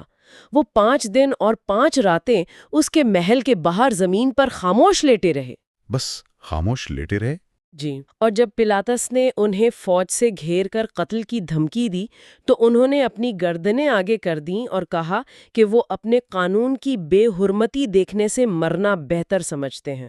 ان کی اس جرأت کے سامنے پلاطس کو اسے جھکنا پڑا۔ واہ، یہ تو بالکل گاندھی کی ستیاگرہ جیسی کوئی بات لگ رہی ہے۔ اور ذرائع میں ایک اور واقعہ بھی ہے، کیلیگولا کے مجسمے والا۔ جی، جب شہنشاہ کلیگولا نے یروشلم کے مقدس ترین معبد میں اپنا مجسمہ نصب کرنے کا حکم دیا تو کسانوں نے ایک اور انوکھا احتجاج کیا۔ انہوں نے کھیتی باڑی چھوڑ دی۔ مطلب ٹیکس کی ادائیگی کا ذریعہ ہی ختم کر دیا؟ بالکل، انہوں نے گورنر سے کہا کہ ہم فصلیں نہیں بوئیں گے، آپ آئیں اور ہمیں قتل کر دیں کیونکہ ہم یہ بے حرمتی برداشت نہیں کر سکتے۔ یہ معاشی نافرمانی کی ایک زبردست مثال تھی۔ تو اس سے یہ پتہ چلتا ہے کہ ان لوگوں کے پاس تشدد کے علاوہ بھی مزاحمت کے بہت طاقتور طریقے موجود تھے۔ صحیح۔ تو حضرت عیسیٰ کی تعلیمات اسی پس منظر میں سامنے آتی ہیں جب وہ خدا کی بادشاہت کی بات کرتے ہیں، تو کیا یہ صرف آخرت کی بات تھی یا اس کا کوئی سیاسی مطلب بھی تھا؟ اس کا بہت گہرا سیاسی مطلب تھا۔ خدا کی بادشاہت کا تصور رومی سلطنت کے منظم تشدد، لالچ اور ناانصافی کے براہ راست مقابلے میں ایک متبادل معاشرے کا نظریہ تھا۔ اچھا، جب حضرت عیسیٰ کہتے تھے مبارک ہیں وہ جو غریب ہیں کیونکہ خدا کی بادشاہت ان کی ہے، تو یہ اس وقت کے معاشی نظام پر ایک کاری ضرب تھی۔ اور وہ القابات جیسے نجات دہندہ اور خدا کا بیٹا؟ یہ بھی بہت دلچسپ ہے۔ آج ہم انہیں خالصتاً مذہبی القاب سمجھتے ہیں، جی، لیکن اس وقت یہ رومی شہنشاہوں کے سرکاری پروپیگنڈے کا حصہ تھے۔ حضرت عیسیٰ کی تحریک نے یہ القابات لے کر انہیں ایک بالکل نیا، ایک انقلابی مطلب دے دیا۔ اور کتاب میں وہ لیجن نامی بدروح کی کہانی ہے، وہ مجھے ہمیشہ بہت عجیب لگتی تھی۔ جب حضرت عیسیٰ ایک شخص سے بدروح نکالتے ہیں تو وہ اس سے نام پوچھتے ہیں۔ وہ جواب دیتی ہے، میرا نام لیجن ہے کیونکہ ہم بہت سے ہیں۔ یہ نام کچھ عجیب نہیں؟ یہی تو اصل نکتہ ہے۔ لیجن کا مطلب کیا ہوتا تھا اس زمانے میں؟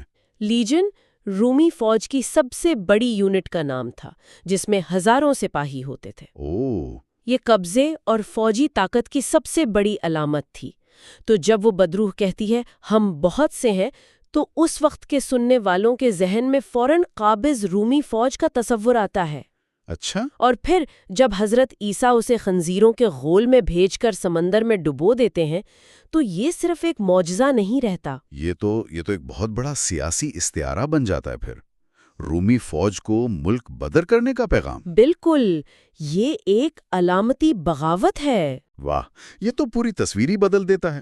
تو اب سوال یہ پیدا ہوتا ہے کہ اگر ابتدائی عیسائیت اتنی شدت سے سلطنت مخالف تھی تو پھر ہوا کیا؟ چند صدیوں میں یہ سلطنت کا سرکاری مذہب کیسے بن گئی؟ یہ کیسے ممکن ہوا؟ یہیں سے وہ شروع ہوتا ہے جسے مصنفہ سلطنت کا المیہ کہتی ہیں۔ یہ ایک کلاسیکی کہانی ہے۔ ایک انقلابی گروپ جو نظام کے خلاف لڑتا ہے، اور جب وہ خود اقتدار میں آ جاتا ہے تو اسے وہی نظام چلانے کے لیے وہی طریقے اپنانے پڑتے ہیں جن سے وہ کبھی نفرت کرتا تھا۔ اچھا، تو وہی انقلابی گروپ اب خود حاکم بن گیا تھا؟ جی، جب شہنشاہ قسطنطین نے عیسائیت کو اپنایا تو جو کلیسا کبھی رومیوں کے ظلم کا شکار تھا، اب وہ خود ٹیکس وصول کرنے، قوانین نافذ کرنے اور بغاوتیں کچلنے والے ریاستی ڈھانچے کا حصہ بن گیا۔ اور ستم ظریفی تو یہ ہے کہ ریاست نے پھر مذہبی معاملات میں بھی مداخلت شروع کر دی۔ بالکل۔ قسطنطین جو خود دینیات کی باریکیوں کو نہیں سمجھتا تھا، اس کا بنیادی مقصد تو سیاسی استحکام تھا۔ اسے صرف استحکام چاہیے تھا۔ اسے اس بات سے غرض تھی کہ کلیسا کے اندر مذہبی اختلافات جیسے کہ ایرین تنازع، ایرین کنٹروورسی تھا، وہ ختم ہو تاکہ سلطنت متحد رہے۔ تو اس نے جو کلیسا کی کونسلیں بلوائیں، اس کا مقصد مذہبی سچائی سے زیادہ سیاسی اتحاد تھا؟ بالکل، اس کا مقصد سیاسی اتحاد قائم کرنا تھا۔ اور اسی شاہی سیاسی عیسائیت کے رد عمل میں ایک بہت بڑی تحریک شروع ہوئی۔ اچھا، کون سی تحریک؟ رہبانیت یعنی مناسٹسزم۔ ہزاروں لوگ جیسے سینٹ اینتھنی شہروں کی سیاست، دولت اور تشدد کی دنیا کو چھوڑ کر مصر کے صحراؤں میں جا بسے۔ لیکن کیوں؟ ان کا کہنا تھا کہ اصل جنگ تلوار سے بیرونی دشمنوں کے خلاف نہیں، بلکہ اپنے اندر کے شیطانوں یعنی غصہ، تکبر اور لالچ کے خلاف ہے۔ صحیح۔ انہوں نے ایک متبادل معاشرہ قائم کیا جو سلطنت کی اقدار کے بالکل برعکس تھا۔ لیکن یہاں بھی کہانی میں ایک اور موڑ آتا ہے نا؟ ان راہبوں کا کیا ہوا جو خود پر تشدد ہو گئے؟ ذرائع میں سیاہ ایک چوگے والے قبیلے کا ذکر ہے، جی، جنہوں نے اسکندریہ جیسے شہروں میں غیر عیسائی مندروں کو تباہ کیا اور اپنے مخالفین پر حملے کیے۔ یہ تو اسی تشدد کی عکاسی کرتا ہے جن سے وہ بھاگے تھے۔ اس کی جڑیں ایک اور تاریخی واقعے میں ہے۔ قسطنطین کے بعد ایک شہنشاہ آیا جولین، جسے تاریخ دی اپوسٹیٹ یعنی مرتد کہتی ہے۔ اچھا، اس نے عیسائیت کو چھوڑ کر پرانے رومی مذاہب کو بحال کرنے کی کوشش کی اور عیسائیوں پر دوبارہ ظلم شروع کر دیا۔ اوہ، اگرچہ اس کا دور بہت مختصر تھا، لیکن اس نے عیسائیوں کے ذہن میں ایک گہرا زخم چھوڑ دیا۔ اس نے ایک ایسی نفسیات پیدا کی جسے ہم آج پھر کبھی نہیں والی ذہنیت کہہ سکتے ہیں۔ Never again. جی، کچھ انتہا پسند عیسائیوں کو یہ لگا کہ اگر وہ اپنے مخالفین کو ختم نہیں کریں گے تو وہ خود ختم ہو جائیں گے۔ ریاست کے تشدد نے ان کے اندر بھی تشدد کو جنم دے دیا۔ تو عیسائیت میں ہم نے ایک واضح نمونہ دیکھا، ایک انقلابی سلطنت مخالف تحریک کا ریاسی مذہب بننا اور پھر اسی طاقت کے تضادات اور تشدد سے نبردآزما ہونا۔ اب سوال یہ ہے کہ کیا یہ صرف عیسائیت کی کہانی ہے یا یہ کسی بھی نظریے کے ساتھ ہو سکتا ہے جو اقتدار میں آتا ہے؟ بالکل یہی سوال ہے۔ ذرائع اسلام کی ابتدائی تاریخ میں اسی کشمکش کو کیسے بیان کرتے ہیں؟ بالکل یہی کشمکش اسلام کو بھی درپیش تھی۔ اسلام کو بھی اپنے بنیادی نظریات یعنی انصاف، مساوات اور کمزوروں کی دیکھ بھال، ان سب کو ایک وسیع و عریض سلطنت چلانے کی سیاسی حقیقتوں کے ساتھ ہم آہنگ کرنا پڑا۔ یہ ہر اس تحریک کے لیے ایک بہت بڑا چیلنج ہے۔ کتاب میں امام شافعی کے جہاد کے تصور کا ذکر ہے۔ یہ ایک بہت متنازع موضوع ہے، خاص طور پہ آج کی دنیا میں۔ جی، اور یہ بہت اہم ہے۔ امام شافعی اور دیگر کلاسیکی فقہان نے دنیا کو دو حصوں میں تقسیم کیا، دارالاسلام یعنی اسلام کا گھر اور دارالحرب یعنی جنگ کا گھر۔ صحیح، دارالاسلام وہ علاقے تھے جہاں اسلامی قانون نافذ تھا اور مسلمانوں کی جان و مال محفوظ تھی۔ دارالحرب باقی دنیا تھی، لیکن کتاب یہ واضح کرتی ہے کہ اس کا مقصد ہر غیر مسلم پر حملہ کرنا نہیں تھا۔ تو پھر اس کا مطلب کیا تھا اگر سب سے جنگ نہیں کرنی تھی؟ یہ ایک قانونی ڈھانچہ تھا جو مسلم ریاست کو دوسری ریاستوں کے ساتھ تعلقات استوار کرنے میں مدد دیتا تھا، چاہے وہ سفارتکاری ہو، تجارت ہو یا پھر جنگ۔ تو پھر جنگ کا اصل مقصد کیا تھا؟ اگر لوگوں کو مذہب بدلنے پر مجبور نہیں کرنا تھا تو جنگ کیوں؟ نظریہ یہ تھا کہ جنگ کا مقصد لوگوں کو زبردستی مسلمان بنانا نہیں تھا، بلکہ ایک ظالمانہ نظام کو ختم کر کے خدا کے قانون پر مبنی ایک منصفانہ معاشرہ قائم کرنا تھا، تاکہ لوگ ظلم سے آزاد ہوں۔ اور فتح شدہ علاقوں میں غیر مسلموں کا کیا ہوتا تھا؟ کہ ایک ایسی سلطنت قائم کی جائے جو ظلم کو ختم کرے، نہ کہ مذہب کو مسلط کرے۔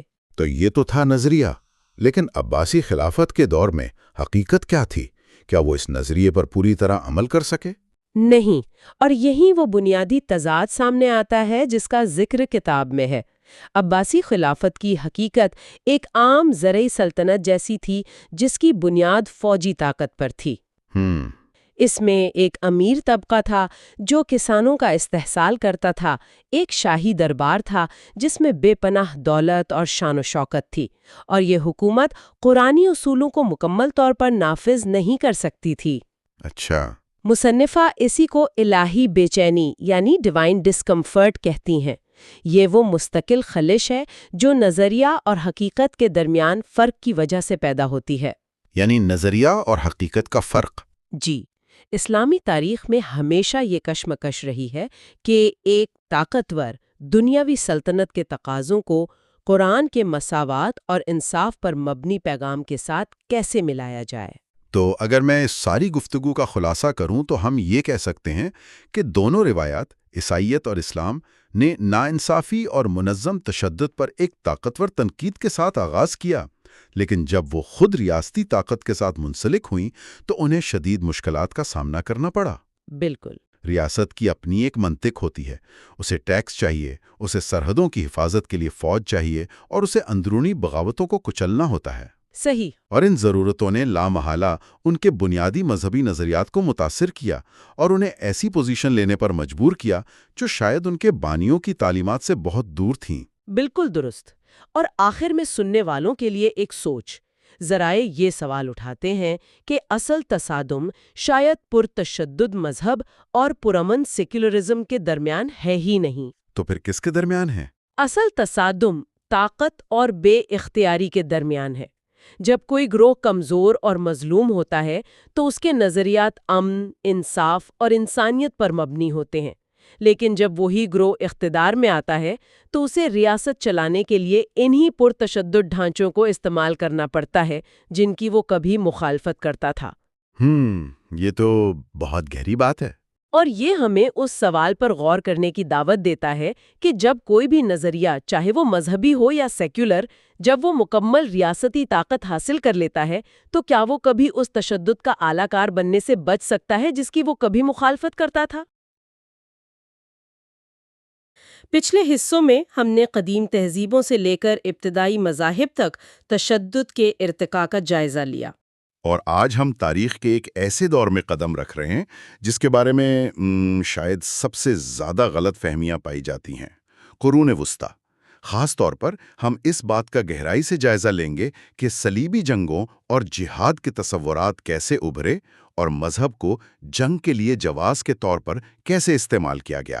جی، اور شروع کرنے سے پہلے یہ واضح کرنا بہت ضروری ہے، جیسا کہ آرمسٹرانگ اپنی کتاب میں بار بار کرتی ہیں، کہ وہ ان تنازعات کو خالصتاً مذہبی جنگوں کے طور پر پیش نہیں کر رہیں۔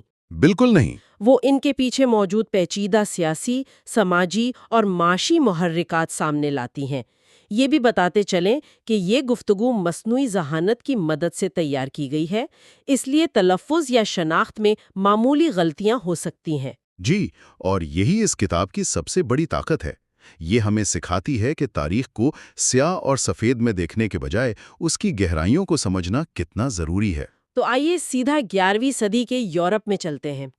کتاب کا 8واں باب ہے صلیبی جنگ اور جہاد۔ یہ ہمیں ایک ایسی دنیا میں لے جاتا ہے جو بظاہر بہت مذہبی لگتی ہے، لیکن اندر سے کافی انتشار کا شکار تھی۔ وہاں ہو کیا رہا تھا؟ دیکھیں، 11ویں صدی کا یورپ ایک بہت ہی پرتشدد جگہ تھی۔ مرکزی حکومتیں بہت کمزور تھیں اور اصل طاقت مقامی جنگجو سرداروں یعنی نائٹس کے ہاتھ میں تھی۔ اچھا۔ آرمسٹرانگ انہیں بیلاٹورز کہتی ہیں، یعنی لڑنے والا طبقہ۔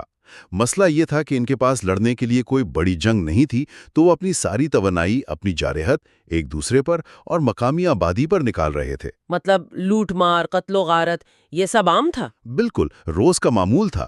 جاگیروں پر قبضہ، گاؤں کے گاؤں جلا دینا، معاشرہ ایک مستقل خانہ جنگی کی کیفیت میں تھا، آپ کہہ لیں طرح بن گئے تھے۔ یہی تو مسئلہ تھا، اور چرچ اس صورتحال سے سخت پریشان تھا۔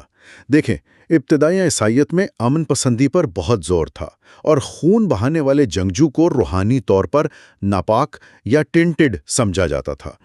وہ مقدس رسومات میں پوری طرح حصہ نہیں لے سکتا تھا۔ لیکن اب چرچ کو احساس ہوا کہ ان جنگجوؤں کو صرف برا بھلا کہنے سے کام نہیں چلے گا، ان کی توانائی کو کسی مثبت سمت میں موڑنا ضروری تھا۔ تو انہوں نے اس کا کیا حل نکالا؟ کوئی نیا نظریہ پیش کیا؟ انہوں نے ایک بہت ہی ذہین حل نکالا، جس کی قیادت کلونی کی خانقاہ کے راہبوں نے کی۔ انہوں نے مقدس مقامات کی زیارت یعنی پلگرمیج کے تصور کو بہت فروغ دینا شروع کیا۔ زیارت؟ یہ کیسے مدد کر سکتی تھی؟ یہ ایک طرح کی روحانی تربیت تھی۔ ایک نائٹ کو اپنا گھر بار، اپنی دنیاوی زندگی جسے سیکولم کہا جاتا تھا، اسے عارضی طور پر چھوڑنا پڑتا تھا۔ اچھا، یہ تو ایک قسم کی روحانی بوٹ کیمپ جیسی بات ہوئی۔ ان جنگجوؤں کے لیے انہیں ہتھیاروں سے دور کر کے صبر سکھایا جا رہا تھا۔ آپ نے بالکل صحیح سمجھا۔ سب سے اہم شرط یہی تھی کہ زائرین ہتھیار نہیں لے جا سکتے تھے۔ سوچیں، ایک جنگجو جس کی پوری شناخت ہی اس کی تلوار سے ہے، اسے مہینوں تک غیر مسلح رہنا پڑتا تھا۔ یہ تو اس کے لیے بہت مشکل ہوتا ہوگا۔ بہت زیادہ، اور یہ سفر انتہائی کٹھن ہوتا تھا۔ امیر اور غریب ایک ساتھ پیدل چلتے، بھوک اور موسم کی سختیاں برداشت کرتے۔ اس سے ان میں عاجزی اور ایک برادری کا احساس پیدا ہوتا تھا۔ یہ ان کی جارحیت کو قابو میں رکھنے کا ایک بہت مؤثر طریقہ تھا۔ ٹھیک ہے، تو ایک طرف یہ بے لگام جنگجو ہیں اور دوسری طرف چرچ انہیں پرامن زیارتوں پر بھیج کر قابو کرنے کی کوشش کر رہا ہے۔ یہاں سے ایک مکمل مقدس جنگ یعنی صلیبی جنگ تک کا سفر کیسے طے ہوا؟ یہ تو ایک بہت بڑی نظریاتی چھلانگ لگتی ہے۔ یہی اس کہانی کا سب سے اہم موڑ ہے۔ اس کی شروعات ہوئی پوپ گریگوری ہفتم سے۔ انہوں نے بازنطینی سلطنت پر ترک قبائل کے حملوں پر گہری تشویش کا اظہار کیا، اور انہوں نے وفاداروں سے اپیل کی کہ وہ اناطولیہ میں اپنے عیسائی بھائیوں کو آزاد کرائیں۔ یہاں آزادی یعنی لبرٹاس کا لفظ بہت اہم ہے۔ ایک منٹ، جب انہوں نے آزادی کی بات کی تو اس کا مطلب وہ نہیں تھا جو ہم آج سمجھتے ہیں، جیسے انسانی حقوق یا شخصی آزادی؟ بالکل نہیں۔ آرمسٹرانگ واضح کرتی ہیں کہ اس وقت لبرٹاس کا مطلب تھا مراد یافتہ طبقے کے حقوق کا تحفظ، اچھا، یعنی اسٹیٹس کو برقرار رکھنا تاکہ معاشرہ افراتفری کا شکار نہ ہو۔ پوپ کا مقصد صرف ترکوں کو پیچھے دھکیلنا نہیں تھا، بلکہ مشرقی آرتھوڈاکس چرچ پر روم کی بالادستی قائم کرنا بھی تھا، جو پوپ کے اختیار کو تسلیم نہیں کرتا تھا۔ تو یہ ایک سیاسی چال بھی تھی؟ آزادی کا نعرہ دراصل حکمران طبقے کے اپنے اختیارات کو بچانے اور بڑھانے کے لیے تھا؟ جی بالکل، یہ پوری تصویر ہی بدل دیتا ہے نا؟ لیکن اصل دھماکہ تو پوپ اربن دوم نے کیا۔ کیلمونٹ کی کونسل میں؟ جی، 1095 میں کیلرومونٹ کی کونسل میں انہوں نے ایک انقلابی اور انتہائی خطرناک خیال پیش کیا۔ انہوں نے زیارت کے اس مقبول اور پرامن تصور کو جنگ کے ساتھ ملا دیا۔ کیسے؟ انہوں نے کہا کہ یروشلم کی زیارت پر جاؤ، لیکن ہتھیاروں کے ساتھ، وہاں کے مقدس مقامات کو مسلمانوں سے آزاد کراؤ۔ یہ ایک مکمل طور پر نئی بات تھی جس نے عیسائیت کی امن پسندی کی روایت کو یکسر مسترد کر دیا۔ یہ تو ایک طرح سے بہت ہی شاطرانہ مارکیٹنگ تھی۔ آپ نے ایک ایسی چیز لی جو لوگ پہلے سے کر رہے تھے، یعنی زیارت، اور ایک ایسی چیز جس میں وہ ماہر تھے، یعنی لڑائی، اور ان دونوں کو ملا کر نجات کا وعدہ کر دیا۔ بالکل یہی ہوا۔ یعنی اگر تم لڑو گے تو تمہارے سارے گناہ معاف ہو جائیں گے۔ بالکل، یہ ایک ایسا پیکج تھا جسے رد کرنا بہت مشکل تھا۔ صدیوں سے جنگجوؤں کو بتایا جا رہا تھا کہ وہ گناہگار ہیں، اور اب انہیں بتایا جا رہا تھا کہ ان کا پیشہ ہی ان کی نجات کا ذریعہ بن سکتا ہے۔ آرمسٹرانگ اسے مغرب کی پہلی بڑی سامراجی مہم بھی کہتی ہیں۔ ایک مذہبی رنگ میں پیش کی گئی سیاسی اور فوجی مہم۔ جی، اور اس کے نتائج؟ کتاب میں یروشلم پر قبضے کا جو منظر بیان کیا گیا ہے وہ انتہائی ہولناک ہے۔ جی، وہ پڑھ کر رونگٹے کھڑے ہو جاتے ہیں۔ آرمسٹرانگ اس مہم میں شامل ایک تاریخ دان ریمنڈ آف ایگلرز کا حوالہ دیتی ہیں، جو خود ایک عینی شاہد تھے۔ وہ لکھتے ہیں کہ جب صلیبیوں نے شہر پر قبضہ کیا تو انہوں نے مسلمانوں اور یہودیوں کا اتنا بے دریغ قتل عام کیا کہ سلیمان کے معبد کے پاس گھٹنوں تک خون جمع ہو گیا تھا۔ یہ سوچ کر ہی ذہن سن ہو جاتا ہے۔ اور پھر اس کے بعد کیا ہوا؟ یہی تو سب سے زیادہ پریشان کن بات ہے۔ ریمنڈ لکھتے ہیں کہ جب مارنے کے لیے کوئی اور باقی نہیں بچا تو یہ جنگجو خوشی کے آنسو روتے ہوئے اور حمد گاتے ہوئے قیامت کے گرجا گھر گئے، چرچ آف دی ریزریکشن؟ جی، جہاں انہوں نے مسیح کے مقبرے کے پاس ایسٹر کی عبادت کی۔ ریمنڈ نے فخر سے لکھا کہ یہ دن تمام آنے والی نسلوں میں مشہور ہوگا کیونکہ اس نے ہمارے دکھوں کو خوشی میں بدل دیا۔ یہ کیسی نفسیات ہے؟ وہ ایک ایسے شخص کے مقبرے پر کھڑے تھے جو خود تشدد کا شکار ہوا تھا، جس نے محبت اور معافی کا درس دیا، اور وہ اپنے ہی کیے ہوئے تشدد پر جشن منا رہے تھے۔ آرمسٹرانگ اس ذہنی کیفیت کی کیا وضاحت کرتی ہیں؟ وہ اسے ایک قسم کا سائیکوٹک ڈسکنیکٹ کہتی ہیں۔ یعنی ذہنی طور پر حقیقت سے مکمل طور پر کٹ جانا۔ بالکل، برسوں کی بھوک، خوف اور جنگ کے نشے میں ان کے مذہبی عقائد کے ساتھ مل کر انہیں یہ یقین دلا دیا تھا کہ وہ خدا کا کام کر رہے ہیں۔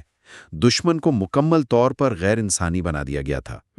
اس واقعے کے بعد مغرب میں مسلمانوں کو شیطانوں کے غلام اور فنا کے لائق ایک ذلیل نسل کے طور پر پیش کیا جانے لگا۔ یہ تشدد کو جائز قرار دینے کا ایک کلاسیکی طریقہ ہے۔ اور پھر اس مقدس جنگ کو باقاعدہ ادارہ جاتی شکل دے دی گئی، نائٹس ٹیمپلر جیسی تنظیموں کے ذریعے۔ یعنی راہبوں کو تلواریں تھما دی گئیں۔ جی، چرچ نے جنگ کو مکمل طور پر گلے لگا لیا۔ یہ عیسائی نظریے میں ایک زلزلہ خیز تبدیلی تھی۔ اس ہولناک تشدد کے بعد اب سب سے بڑا سوال یہ پیدا ہوتا ہے کہ دوسری طرف کیا ہو رہا تھا؟ مسلمان اس بالکل نئی اور وحشیانہ قسم کی جنگ کو کیسے دیکھ رہے تھے؟ کیا انہوں نے اسے فوراً ایک مذہبی جنگ، ایک جہاد کے طور پر دیکھا؟ یہ ایک اور حیران کن نقطہ ہے جو آرمسٹرانگ اٹھاتی ہیں۔ ان کے مطابق مسلمان شروع میں شدید الجھن کا شکار تھے۔ الجھن کا شکار؟ جی، انہوں نے اسے کسی مقدس جنگ کے طور پر دیکھا ہی نہیں۔ ان کے لیے یہ فرنج یعنی فرنگیوں کا ایک اور حملہ تھا، جیسے ماضی میں بازنطینی یا دوسرے گروہ حملہ آور ہوتے رہے تھے۔ کیا مطلب تاریخ کی سب سے مشہور مذہبی جنگ کو مسلمانوں نے شروع میں ایک مذہبی جنگ سمجھا ہی نہیں تھا؟ وہ اسے محض ایک اور حملہ آور گروہ سمجھ رہے تھے؟ جی بالکل، یہ تو پوری تاریخ کو دیکھنے کا نظریہ ہی بدل دیتا ہے نا؟ بالکل بدل دیتا ہے۔ اس کی بڑی وجہ یہ تھی کہ مسلم دنیا اس وقت سیاسی طور پر بری طرح بکھری ہوئی تھی۔ بغداد، قاہرہ اور دمشق کے حکمران آپس میں لڑ رہے تھے۔ انہیں اس نئے خطرے کی سنگینی کا اندازہ ہی نہیں ہوا۔ اچھا۔ سیر لکھتے ہیں کہ مسلمان قیادت اتنی منقسم تھی کہ وہ مل کر کوئی مؤثر جواب ہی نہ دے سکی۔ انہیں اس خطرے کی نوعیت سمجھنے میں کئی دہائیاں لگ گئیں۔ تو پھر جہاد کا تصور کہاں سے آیا؟ کیا یہ صلیبی جنگوں کے جواب میں پیدا ہوا؟ نہیں، جہاد کا کلاسیکی نظریہ پہلے سے موجود تھا، جسے 9ویں صدی میں امام شافعی نے وضع کیا تھا۔ اس نظریے کے مطابق دنیا 2 حصوں میں بٹی ہوئی تھی، دارالاسلام یعنی امن کا گھر اور دارالحرب یعنی جنگ کا گھر۔ لیکن آرمسٹرانگ زور دیتی ہیں کہ اس کا مقصد لوگوں کو زبردستی مسلمان بنانا نہیں تھا۔ تو پھر اصل مقصد کیا تھا؟ اس کا اصل مقصد قرآن کے مطابق ایک منصفانہ معاشرہ قائم کرنا تھا تاکہ لوگ ظالم حکمرانوں کے جبر سے آزاد ہو سکیں۔ یہ ایک سیاسی اور سماجی منصوبہ تھا، نہ کہ صرف ایک فوجی نظریہ۔ ٹھیک ہے، تو پھر اس تصور کو صلیبیوں کے خلاف کیسے استعمال کیا گیا؟ جب مسلمانوں کو احساس ہوا کہ یہ فرنگی صرف لوٹ مار کرنے نہیں آئے بلکہ یہاں مستقل حکومتیں قائم کرنے آئے ہیں، تب ایک جوابی صلیبی جنگ یعنی کاؤنٹر کروسیڈ کا نظریہ ابھرنا شروع ہوا۔ اچھا۔ جہاد کا تصور، جو اس وقت تک زیادہ تر اندرونی روحانی جد و جہد یعنی نفس کے خلاف جہاد یا بڑا جہاد کے معنوں میں استعمال ہو رہا تھا، اسے دوبارہ عسکری معنی دیے گئے۔ اور اس میں کن رہنماؤں نے کردار ادا کیا؟ نور الدین زنگی اور خاص طور پر صلاح الدین ایوبی جیسے رہنماؤں نے مسلمانوں کو متحد کرنے کے لیے جہاد کی زبان اور علامتوں کا بھرپور استعمال کیا۔ تو یہ کہنا درست ہوگا کہ جہاد کا عسکری تصور ایک دفاعی رد عمل کے طور پر دوبارہ زندہ کیا گیا، خاص طور پر صلیبیوں کے خلاف ایک بکھری ہوئی مسلم دنیا کو متحد کرنے کے لیے۔ بالکل، صلاح الدین نے جہاد کو اپنی سیاست کا مرکزی نقطہ بنایا۔ انہوں نے دلیل دی کہ مسلمان اس لیے کمزور ہیں کیونکہ وہ جہاد کے فریضے کو بھول چکے ہیں۔ انہوں نے یروشلم کی آزادی کو ایک مقدس مقصد کے طور پر پیش کیا اور اسی نعرے کے تحت وہ مسلمانوں کو متحد کرنے میں کامیاب ہوئے۔ ٹھیک ہے، تو اب اگر ہم ان دونوں تصورات صلیبی جنگ اور جہاد کو آمنے سامنے رکھیں تو آرمسٹرانگ کے مطابق ان میں بنیادی مماثلتیں اور اختلافات کیا ہیں؟ مماثلتیں کافی واضح ہیں۔ دونوں نے سیاسی اور معاشی مقاصد کے لیے مذہبی زبان کا استعمال کیا۔ جی۔ دونوں نے ایک ایسے دشمن کا تصور تخلیق کیا جو مکمل طور پر برا اور غیر انسانی تھا۔ دونوں نے لڑنے والوں کو روحانی انعامات جیسے جنت یا گناہوں کی معافی کا وعدہ کیا، اور دونوں ہی بالآخر ریاست کے سامراجی عزائم سے جڑے ہوئے تھے۔ اور ان میں جو بڑے فرق ہیں وہ کیا ہیں؟ کیونکہ یہ دونوں ایک ہی چیز تو نہیں ہے۔ نہیں، بالکل نہیں، اور اختلافات بہت اہم ہیں۔ پہلا اور سب سے بڑا فرق ان کی ابتدا کا ہے۔ صلیبی جنگ کا تصور ایک بالکل نئی اور جارحانہ ایجاد تھی جسے زیارت جیسے پرامن تصور کا لبادہ اڑا کر پیش کیا گیا۔ یعنی یہ عیسائیت کے اندر سے ابھرنے والی ایک نئی عسکری تحریک تھی۔ جی، اس کے برعکس جہاد کا تصور ایک پہلے سے موجود قانونی اور مذہبی ڈھانچے پر مبنی تھا جسے دفاعی طور پر دوبارہ فعال کیا گیا۔ ٹھیک ہے، اور دوسرا بڑا فرق؟ دوسرا بڑا فرق جغرافیائی اور نفسیاتی ہے۔ دیکھیں، عیسائیوں کا مقصد اپنے مرکز سے ہزاروں میل دور مقدس مقامات پر قبضہ کرنا تھا۔ یہ ایک حملہ آور مہم تھی۔ صحیح۔ جبکہ مسلمانوں کا رد عمل اپنی ہی سرزمین، اپنے گھروں اور شہروں کا دفاع کرنا تھا۔ ایک حملہ آور کی نفسیات اور ایک دفاع کرنے والے کی نفسیات میں زمین آسمان کا فرق ہوتا ہے۔ اسی لیے مسلمانوں کا رد عمل فوری نہیں تھا، جبکہ صلیبیوں کی مہم شروع سے ہی ایک واضح حملے کی شکل میں تھی۔ تو اس کا آسان جواب کیا ہوگا؟ آرمسٹرانگ کے مطابق آسان جواب موجود ہی نہیں ہے۔ سب سے اہم نقطہ یہ ہے کہ جسے ہم مذہبی جنگ کہتے ہیں وہ شاذ و نادر ہی صرف مذہب کے بارے میں ہوتی ہے۔ یہ تنازعات ٹھوس سیاسی، سماجی اور معاشی حالات کی پیداوار تھے۔ یورپ میں جاگیردارانہ نظام کا بحران، نائٹس کی بے لگام طاقت اور پوپ کی اپنے اقتدار کو بڑھانے کی خواہش نے صلیبی جنگوں کی زمین تیار کی۔ مذہب نے اس آگ کو بھڑکانے کے لیے آپ کہہ لیں تیل کا کام کیا۔ تو کیا یہ کہنا کہ مذہب صرف ایک بہانہ تھا درست ہوگا؟ بہانہ شاید بہت سادہ لفظ ہے۔ آرمسٹرانگ کہتی ہیں کہ مذہب ایک جواز فراہم کرتا ہے، ایک اعلیٰ مقصد دیتا ہے۔ یہ تشدد کو ایک مقدس فریضے میں بدل دیتا ہے، جس سے ایسے کام ممکن ہو جاتے ہیں جو عام حالات میں ناقابل تصور ہوں۔ اچھا۔ مذہب نے جنگجوؤں کو متحرک کیا، انہیں موت کے خوف پر قابو پانے میں مدد دی اور ان کے اعمال کو ایک کائناتی ڈرامے کا حصہ بنا دیا۔ لیکن یہ کہنا کہ اگر مذہب نہ ہوتا تو یہ جنگیں نہ ہوتیں، تاریخ کو غلط سمجھنے کے مترادف ہوگا۔ اصل وجوہات طاقت، زمین اور وسائل کی جدوجہد ہی تھیں۔ قید نہیں کیا جا سکتا۔ ان واقعات کو صرف عیسائیت مقابلہ اسلام کے طور پر دیکھنا نہ صرف غلط ہے بلکہ خطرناک بھی ہے نا؟ بالکل، یہ ہمیں آج کے تنازعات کو سمجھنے سے بھی روکتا ہے۔ صحیح۔ تشدد کو ایک رسم بنا کر اور اسے اخلاقی جواز دے کر دونوں معاشروں نے ناقابل بیان ظلم کیے۔ اور یہ سبق صرف قرون وسطیٰ کے لیے نہیں ہے۔ آج بھی ہم دیکھتے ہیں کہ کس طرح سیاسی اور معاشی مقاصد کے لیے مقدس علامتوں اور زبان کا استعمال کیا جاتا ہے تاکہ لوگوں کو متحرک کیا جا سکے اور تشدد کو جائز قرار دیا جا سکے۔ یہ ایک ایسی سوچ ہے جس پر غور کرنا بہت ضروری ہے، اور اسی سوچ کے ساتھ ہم کیرن آرمسٹرانگ کی کتاب پر اپنی سیریز کے 5ویں حصے کا اختتام کرتے ہیں۔ جی، اگلے حصے میں ہم جدیدیت، سیکولرزم کے عروج اور جدید دنیا میں مذہبی تشدد کی نئی شکلوں کا جائزہ لیں گے۔ یہ دیکھنا بہت دلچسپ ہوگا کہ جب ریاستیں سیکولر ہو گئیں تو تشدد کی نوعیت کیسے بدلی۔ آج ہم ایک بہت بڑے اور شاید سب سے اہم سوال کا جائزہ لیں گے۔ جب دنیا نے مذہب کو عوامی زندگی سے الگ کرنے کا فیصلہ کیا تو تشدد کا کیا بنا؟ کیا یہ ختم ہو گیا یا اس نے کوئی نئی، شاید زیادہ خطرناک شکل اختیار کر لی؟ آج ہم دیکھیں گے کہ سیکولرزم، قوم پرستی اور جدید نظریات نے تشدد کی تاریخ کو کیسے بدلا ہے۔ مصنفہ کا مرکزی نقطہ یہ ہے کہ جسے ہم اکثر مذہبی تشدد کہتے ہیں، اس کی جڑیں ماڈرن دور میں اکثر سیاسی اور قومی شناخت کے بحران میں پیوست ہوتی ہیں، نہ کہ صرف عقیدے میں۔ یہ بھی واضح کر دیں کہ یہ گفتگو AI کی مدد سے تیار کی گئی ہے، لہٰذا تلفظ یا شناخت میں معمولی غلطیاں ہو سکتی ہیں۔ ہمارے ساتھ آج بھی ایک ماہر موجود ہیں جو ان پیچیدہ موضوعات کی گتھیاں سلجھانے میں ہماری مدد کریں گے۔ شکریہ۔ آج کی گفتگو واقعی اس پوری سیریز کا نچوڑ ہے۔ ہم تاریخ کے ایک ایسے موڑ پر کھڑے ہیں جہاں معاشرے، ریاست اور فرد کی تعریفیں ہی بدل گئیں۔ یہ وہ دور تھا جب ریاست نے مذہب سے اختیارات چھین کر خود کو سب سے بڑی طاقت کے طور پر منوایا، اور جیسا کہ ہم دیکھیں گے اس تبدیلی کے نتائج بہت گہرے اور اکثر خونی تھے۔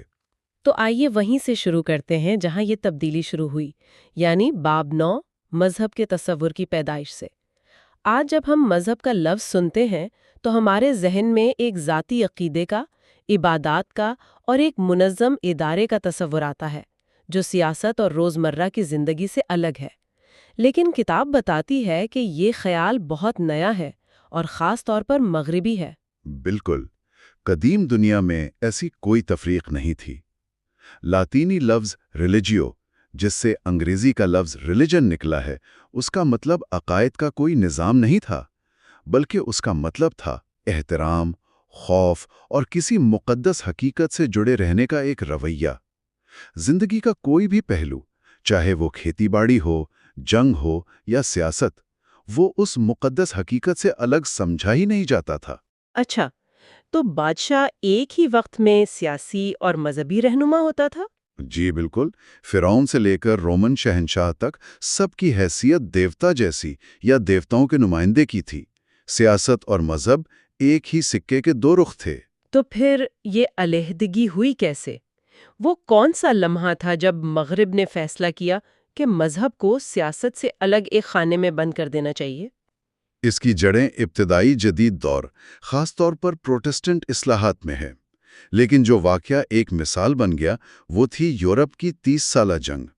بعد میں یہ بیانیہ بنایا گیا کہ یہ جنگ کیتھولک اور پروٹسٹنٹ کے درمیان ایک خالصتاً مذہبی جنگ تھی جس نے یورپ کو تباہ کر دیا، اور اس کا واحد حل یہ ہے کہ مذہب کو ریاست سے ہمیشہ کے لیے الگ کر دیا جائے۔ مصنفہ اسے خود مختار قومی ریاست کا بنیادی افسانہ کہتی ہیں۔ یعنی ایک کہانی جو نئی بننے والی ریاستوں نے اپنے وجود کو جواز دینے کے لیے گھڑی؟ جی، آپ نے بالکل صحیح پکڑا، کیونکہ حقیقت میں 30 سالہ جنگ اتنی سیدھی نہیں تھی۔ اس میں کیتھولک فرانس نے کیتھولک ہیبسبرگ سلطنت کے خلاف پروٹسٹنٹ ریاستوں کا ساتھ دیا۔ یہ تو بڑی دلچسپ بات ہے۔ جی، یہ بنیادی طور پر ایک سیاسی اور علاقائی جنگ تھی، جس میں مذہب ایک شناختی علامت ضرور تھا، لیکن واحد وجہ ہرگز نہیں۔ مگر اس جنگ کے بعد جو نیا سیاسی نظام ابھرا، اس نے اپنی بنیاد اسی افسانے پر رکھی کہ مذہب خطرناک، غیر منطقی اور متشدد ہے، اور ریاست کو اس سے پاک یعنی سیکولر ہونا چاہیے۔ اور اس نئے خیال کو فلسفیانہ شکل جان لاک جیسے مفکرین نے دی۔ اس کا نظریہ کیا تھا، ذرا تفصیل سے بتائیں۔ جان لاک نے ایک انقلابی بات کہی۔ اس نے کہا کہ مذہب ایک نجی تلاش ہے، یہ فرد اور خدا کے درمیان ایک ذاتی معاملہ ہے، اور ریاست کو اس میں بالکل مداخلت نہیں کرنی چاہیے۔ اس کے مطابق چرچ اور ریاست کو ملانا آسمان اور زمین کو ملانے جیسا ناممکن اور خطرناک کام ہے۔ یہیں سے مذہبی تشدد کا افسانہ پیدا ہوا، یہ تصور کہ مذہب اپنی فطرت میں ہی متشدد ہے۔ بالکل، یہیں سے یہ خیال پختہ ہوا کہ امن کے لیے مذہب کو عوامی دائرے سے بے دخل کرنا لازمی ہے۔ یہ ایک بہت بڑی تبدیلی تھی، کیونکہ اس سے پہلے، جیسا کہ آپ نے پہلے ذکر کیا، مذہب ایک اجتماعی اور سیاسی عمل تھا۔ کتاب میں پیغمبر اسلام صلی اللہ علیہ وآلہ وسلم کی مثال دی گئی ہے کہ ان کی جدوجہد صرف روحانی نہیں تھی، بلکہ مکہ کی ساختیاتی ناانصافی کے خلاف ایک سیاسی جدوجہد بھی تھی۔ اس اصطلاح ساختیاتی ناانصافی کا کیا مطلب ہے؟ اس کا مطلب یہ ہے کہ جدوجہد صرف برے لوگوں یا انفرادی گناہوں کے خلاف نہیں تھی، بلکہ اس پورے معاشی اور سماجی نظام کے خلاف تھی جو مکہ میں قائم تھا۔ ایک ایسا نظام جو غریبوں کا استحصال کرتا تھا، کمزور قبیلوں کو دباتا تھا، اور دولت اور طاقت چند خاندانوں کے ہاتھوں میں مرکوز رکھتا تھا۔ اسلام کا پیغام اس پورے نظام کو چیلنج کرنا تھا، لہٰذا یہ شروع سے ہی ایک سیاسی اور سماجی منصوبہ تھا۔ تو لاک کے نظریے نے مذہب کے اس اجتماعی اور سیاسی پہلو کو مکمل طور پر نظر انداز کر دیا؟ جی، مکمل طور پر۔ اس نے مذہب کو ایک ذاتی شوق یا رائے بنا دیا۔ تو جب مذہب کو عوامی زندگی سے ہٹا دیا گیا تو اس کی جگہ خالی تو نہیں رہی ہوگی؟ کون سی نئی طاقت تھی جس نے اس خلا کو پر کیا؟ یہی وہ نقطہ ہے جہاں سیکولرزم کی فتح شروع ہوتی ہے۔ اس خلا کو پر کیا سیکولر ریاست اور قوم پرستی کے نظریے نے، اور اس کے ہمیں دو بالکل مختلف ماڈل نظر آتے ہیں۔ پہلا امریکہ میں تھا؟ جی، امریکہ کے بانی جیسے تھامس جیفرسن اور جیمز میڈیسن روشن خیالی کے دور کی پیداوار تھے۔ وہ مذہب کو ایک ذاتی رائے سمجھتے تھے جس کا شہری حقوق یا حکومت سے کوئی تعلق نہیں ہونا چاہیے۔ انہوں نے چرچ اور ریاست کے درمیان علیحدگی کی دیوار کا مشہور تصور پیش کیا۔ یہ ایک نیا تجربہ تھا۔ بالکل، اور یہ ایک نسبتاً پرامن منتقلی تھی۔ امریکی ریاست نے کسی مذہب کو ختم کرنے کی کوشش نہیں کی، بلکہ خود کو مذہبی معاملات سے غیر جانبدار کر لیا۔ لیکن دوسرا ماڈل جو فرانسیسی انقلاب سے ابھرا وہ بہت زیادہ جارحانہ اور پرتشدد تھا۔ فرانس میں ایسا کیا ہوا جو امریکہ سے اتنا مختلف تھا؟ فرانس میں سیکولرائزیشن کا آغاز چرچ پر ایک براہ راست حملے سے ہوا۔ انقلابیوں نے چرچ کی تمام دولت اور زمینیں ضبط کر لیں، راہبوں اور پادریوں کے مذہبی احکامات کو کالعدم قرار دے دیا۔ مطلب یہ صرف علیحدگی نہیں تھی، یہ ایک جنگ تھی۔ جی، یہ چرچ کو ختم کرنے کی کوشش تھی۔ لیکن یہاں ایک بہت ہی عجیب بات ہوئی۔ انہوں نے مذہب کو ختم نہیں کیا، بلکہ اس کی جگہ ایک نیا مذہب لے آئے۔ نیا مذہب؟ وہ کیسے؟ ریاست خود ایک نیا مذہب بن گئی۔ انسان اور شہری کے حقوق کا اعلامیہ ایک مقدس متن یا سیاسی انجیل بن گیا۔ پیٹری یعنی وطن کو ایک دیوی اور مشترکہ ماں کے طور پر پوجا جانے لگا، جس کے لیے جان دینا سب سے بڑی نیکی قرار پایا۔ یہ تو بہت حیران کن بات ہے۔ یعنی انقلاب مذہب کو ختم نہیں کر رہا تھا، بلکہ ایک مذہب کو دوسرے سے بدل رہا تھا، ریاست کو ہی خدا بنا دیا۔ آپ نے بالکل صحیح سمجھا۔ فرانسیسی مفکر ٹوکویل نے اس صورتحال کو بہترین طریقے سے بیان کیا ہے۔ اس نے کہا کہ فرانسیسی انقلاب خود ایک نیا مذہب بن گیا تھا، جو اسلام کی طرح اپنے سپاہیوں، رسولوں اور شہیدوں کے ساتھ پوری دنیا میں پھیل گیا۔ ٹوکویل کا نکتہ بہت گہرا ہے۔ وہ کہہ رہا تھا کہ سیکولر قوم پرستی بھی ایک عقیدے کا نظام بن گئی تھی، ایک ایسا عقیدہ جو عالمگیر ہونے کا دعویٰ کرتا تھا اور جس کے لیے لوگ جان دینے کو تیار تھے۔ جی ہاں، اور اس نئے دین نے تشدد کو ایک نئی شکل دی۔ اب جنگیں بادشاہوں کے لیے نہیں بلکہ قوم کے لیے لڑی جانے لگی، اور چونکہ قوم ایک مقدس تصور بن گئی، اس کے نام پر کیا جانے والا تشدد بھی جائز اور مقدس سمجھا جانے لگا۔ اور یہی ماڈل پھر سامراج کے ذریعے پوری دنیا میں پھیلا۔ جی، کتاب میں ہندوستان کی مثال بہت اہم ہے۔ اس سے پہلے ہندوستان میں مذہبی شناختیں بہت لچکدار تھیں۔ بھکتی اور صوفی روایات میں گہرا تعلق تھا اور لوگ اکثر ایک دوسرے کے مزاروں اور تہواروں میں شریک ہوتے تھے۔ لیکن انگریزوں نے آ کر سب بدل دیا۔ انہوں نے اپنے انتظامی مقاصد کے لیے مردم شماری اور انتخابی نظام کے ذریعے پورے برِ صغیر کو ہندو، مسلم، سکھ جیسے سخت مذہبی خانوں میں بانٹ دیا۔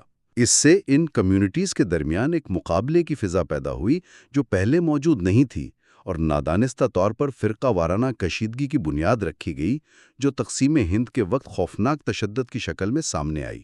اچھا، تو جب سیکولر قوم پرستی اتنی غالب قوت بن گئی تو ظاہر ہے اس کا کوئی رد عمل بھی آیا ہوگا۔ کیا مذہبی حلقوں نے اسے خاموشی سے قبول کر لیا؟ ہرگز نہیں، اور یہیں سے وہ تحریکیں ابھرتی ہیں جنہیں ہم آج بنیاد پرستی یا فنڈامنٹلزم کہتے ہیں۔ یہ کتاب کا ایک بہت اہم نقطہ ہے کہ یہ تحریکیں کوئی قدیم روایت نہیں ہے بلکہ یہ خالصتاً جدید دور کی پیداوار ہیں۔ بالکل، یہ ماضی کی طرف واپسی نہیں بلکہ جدیدیت کے چیلنج کا ایک جدید جواب ہے۔ یہ کیسے؟ بنیاد پرست تو جدیدیت کے خلاف ہوتے ہیں۔ وہ جدیدیت کے کچھ پہلوؤں کے خلاف ہوتے ہیں، لیکن ان کا وجود ہی جدیدیت کی وجہ سے ہے۔ مصنفہ کہتی ہیں کہ یہ تحریکیں تقریباً ہمیشہ ایک ایسے سیکولر یا لبرل نظام کے حملے کے رد عمل میں شروع ہوتی ہیں جسے وہ اپنے وجود کے لیے خطرہ سمجھتے ہیں۔ ان کی بنیاد خوف پر ہوتی ہے، یہ خوف کہ جدید معاشرہ ان کے عقیدے، ان کی اقدار اور ان کے طرز زندگی کو صفحۂ ہستی سے مٹا دے گا۔ اس کی کوئی مثال؟ بہترین مثال امریکی پروٹسٹنٹ بنیاد پرستی ہے۔ یہ اصطلاح پہلی جنگ عظیم کے بعد وضع ہوئی۔ شروع میں یہ لوگ عوامی زندگی سے الگ ہو کر بائبل کی لفظی تشریح پر زور دیتے تھے، لیکن 1925 کے مشہور اسکوپس ٹرائل میں جب میڈیا اور لبرل طبقے نے ان کے عقائد کا سرعام مذاق اڑایا تو یہ تحریک دفاعی پوزیشن میں چلی گئی اور مزید شدت اختیار کر گئی۔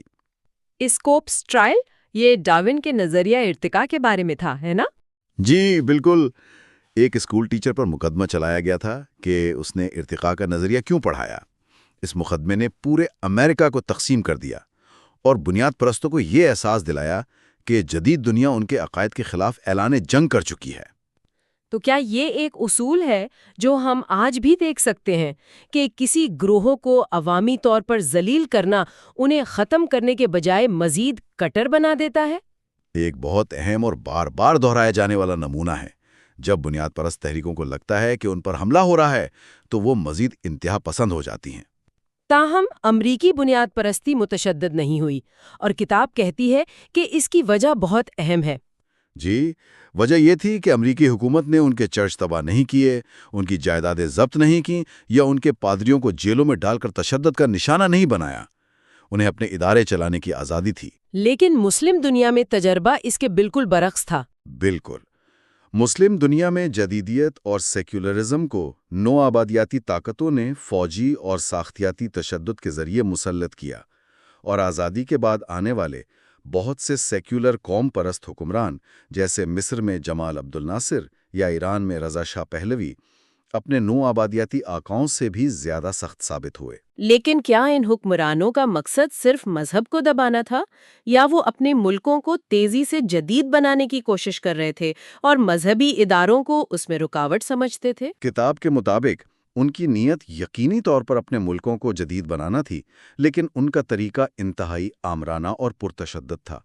انہوں نے مذہبی اداروں کو ترقی کی راہ میں رکاوٹ سمجھ کر کچلنے کی کوشش کی۔ جیسے کہ کیا کیا گیا؟ مصر میں اخوان المسلمون کے ہزاروں ارکان کو جیلوں میں ڈالا گیا، تشدد کا نشانہ بنایا گیا اور پھانسیاں دی گئیں۔ ایران میں رضا شاہ نے زبردستی خواتین کے حجاب اتروائے اور مذہبی رسومات پر پابندی لگا دی۔ اس تجربے کی وجہ سے بہت سے لوگوں کے ذہن میں سیکولرزم کی تصویر ایک ظالم، غیر ملکی اور تباہ کن نظام کی بن گئی۔ یہ کوئی نظریاتی بحث نہیں تھی، یہ ان کا زندہ تجربہ تھا۔ اور اسی تجربے نے پھر اس تشدد کو جنم دیا جسے باب 12 میں مقدس دہشت کہا گیا ہے۔ کتاب واضح کرتی ہے کہ دہشت گردی بنیادی طور پر طاقت کے حصول یا اسے برقرار رکھنے کے بارے میں ہے۔ یہ صرف مذہبی جنون نہیں ہے۔ جی، یہ سیاسی مقاصد کے لیے مذہب کا استعمال ہے۔ اس کی ایک کلاسک مثال مصر کے صدر انور سادات کا قتل ہے۔ مغرب میں انہیں کیمپ ڈیوڈ معاہدے کی وجہ سے امن کا ہیرو سمجھا جاتا تھا، لیکن ان کے قاتلوں کے لیے وہ ایک غدار اور کافر حکمران تھے۔ ان کا موقف کیا تھا؟ ان کے نظریاتی رہنما عبدالسلام فرج نے اپنی مشہور کتاب الجہاد الفریضۃ الغائبہ میں دلیل دی کہ سادات جیسے حکمران جو اللہ کے قانون یعنی شریعت کے بجائے نوآبادیاتی دور کے قانون کے تحت حکومت کرتے ہیں، وہ جائز مسلمان حکمران نہیں ہیں۔ اور ایسے حکمران کے خلاف جہاد کرنا ہر مسلمان کا فرض ہے۔ جی، یہ ایک خالصتاً سیاسی دلیل تھی جسے مذہبی زبان میں پیش کیا گیا تھا۔ اور یہ نمونہ ہمیں دنیا کے دوسرے حصوں میں بھی نظر آتا ہے۔ لبنان میں حزب اللہ، فلسطین میں حماس، ان کی کہانیاں بھی ایسی ہیں۔ بالکل وہی نمونہ ہے۔ حزب اللہ کا ظہور 1982 میں لبنان پر اسرائیلی حملے اور امریکی مداخلت کے براہ راست رد عمل میں ہوا۔ ان کا واضح مقصد غیر ملکی قابض افواج کو ملک سے نکالنا تھا۔ اور حماس؟ اسی طرح حماس کا قیام پہلے انتفاضہ کے دوران ہوا۔ وہ PLO کی سیکولر قوم پرستی سے مایوس فلسطینیوں کے لیے ایک متبادل کے طور پر ابھری۔ انہوں نے پہلے اسکول اور اسپتال بنا کر عوام میں مقبولیت حاصل کی، اور ان کی پرتشدد کارروائیوں کا بنیادی مقصد بھی اسرائیلی فوجی قبضے کے خلاف مزاحمت تھا۔ اور کتاب یہ بھی واضح کرتی ہے کہ یہ رجحان صرف اسلام تک محدود نہیں۔ ہرگز نہیں۔ اسرائیل میں غش ایمونم جیسے یہودی انتہا پسند گروہوں نے ریاست اسرائیل کو ہی ایک مقدس درجہ دے دیا اور مغربی کنارے پر قبضہ کرنے کو ایک مذہبی فریضہ قرار دیا۔ بھارت میں بھی ایسا ہی کچھ ہوا؟ جی، بھارت میں بابری مسجد کے تنازع کو ماضی کے مسلم سامراج کی ذلت آمیز یادگار کے طور پر پیش کیا گیا، جس نے BJP اور RSS جیسی ہندو قوم پرست جماعتوں کو متحرک کیا اور ملک میں تشدد کی ایک لہر کو جنم دیا۔ ان تمام مثالوں میں ایک ہی چیز مشترک ہے: قومی شناخت، تاریخی سکایات اور سیاسی مقاصد کا مذہبی جوش کے ساتھ گھل مل جانا۔ تو مذہب یہاں تشدد کی اصل وجہ نہیں، بلکہ سیاسی جدوجہد کو متحرک کرنے اور جواز فراہم کرنے کا ایک طاقتور ذریعہ ہے۔ بالکل۔ اب ہم آخری مرحلے کی طرف بڑھتے ہیں، جہاں یہ مقامی اور قومی جدوجہد ایک عالمی شکل اختیار کر لیتی ہے۔ اس عالمی جہاد کا آغاز کہاں سے ہوا؟ اس کا نقطہ آغاز 1980 کی دہائی میں افغانستان پر سوویت یونین کا حملہ تھا۔ فلسطینی عالم عبداللہ عزام نے فتویٰ دیا کہ دنیا بھر کے مسلمانوں پر فرض ہے کہ وہ اپنے افغان بھائیوں کی مدد کو آئیں۔ اسامہ بن لادن جیسے ہزاروں عرب نوجوان اس پکار پر پشاور پہنچے۔ لیکن یہاں ایک بہت اہم فرق ہے۔ کتاب کے مطابق عبداللہ عزام کا جہاد کا تصور دہشت گردی سے بہت مختلف تھا۔ جی، یہ واضح کرنا بہت ضروری ہے۔ عزام کا جہاد کلاسیکی اسلامی قانون کے مطابق تھا، یعنی میدان جنگ میں دشمن کی فوج سے لڑنا۔ وہ عام شہریوں کو نشانہ بنانے یا دہشت گردی کے خلاف تھے۔ ان کا مقصد صرف افغانستان سے سوویت فوج کو نکالنا تھا۔ تو پھر یہ محدود دفاعی جہاد ایک عالمی دہشت گردی کی تحریک میں کیسے تبدیل ہو گیا؟ اس تبدیلی میں دو عوامل نے کلیدی کردار ادا کیا۔ پہلا تھا سعودی عرب کا کردار۔ 1970 کی دہائی کی تیل کی دولت کے بعد سعودی حکومت نے اپنے مخصوص انتہائی قدامت پسند اور غیر روادار نظریے وہابیت کو پوری دنیا میں پھیلانے کے لیے اربوں ڈالر خرچ کیے۔ انہوں نے دنیا بھر میں مساجد اور مدارس کا ایک نیٹ ورک بنایا جہاں یہ نظریہ پڑھایا جاتا تھا۔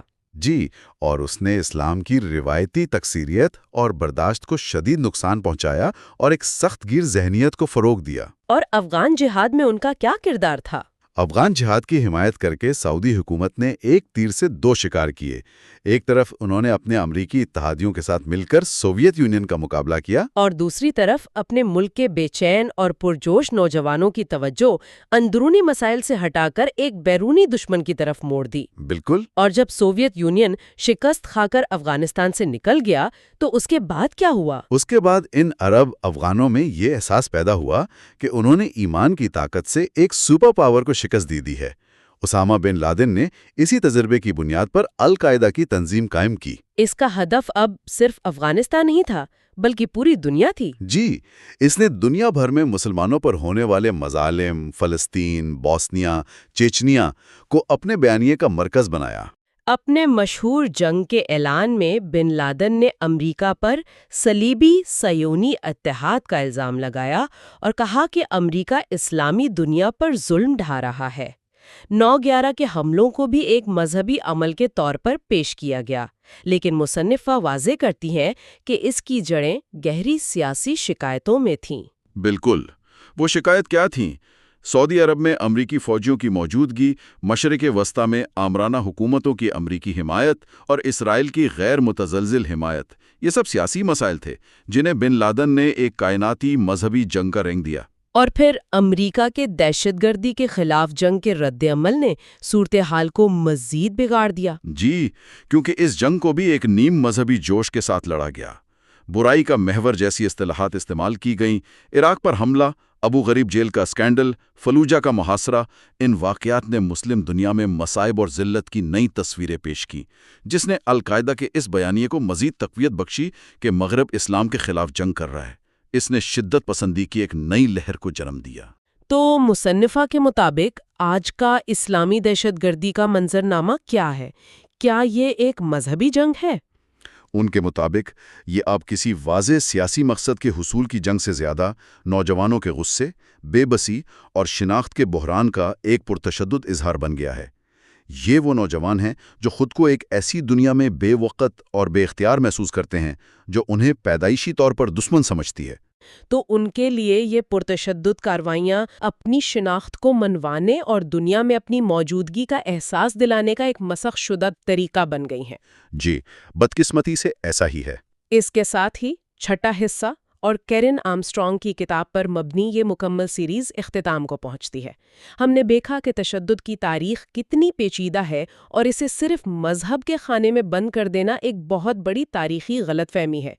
سیکولرزم اور قوم پرستی نے تشدد کی نئی اور اکثر زیادہ تباہ کن شکلیں پیدا کی ہیں۔ اور شاید سب سے بڑا سبق یہ ہے کہ جب بھی لوگوں کے کسی گروہ کو سیاسی طور پر ذلیل کیا جاتا ہے، ان کی شناخت کو دبایا جاتا ہے اور ان کے ساتھ ناانصافی کی جاتی ہے، تو تشدد کے لیے زرخیز زمین تیار ہو جاتی ہے، چاہے وہ تشدد مذہبی زبان اختیار کرے یا سیکولر۔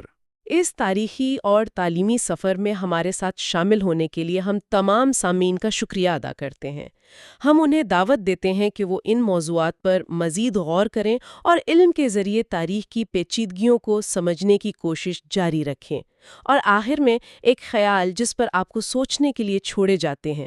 اگر قومی ریاست، جو کہ ایک جدید سیکولر تصور ہے، خود ایک ایسی مقدس قدر بن گئی ہے جس کے لیے لوگ جان دینے اور لینے پر تیار ہیں، تو کیا ہم واقعی مذہبی تشدد کے دور سے باہر نکل چکے ہیں، یا صرف اس دیوتا کا نام بدل گیا ہے جس کے نام پر قربانی دی جاتی ہے؟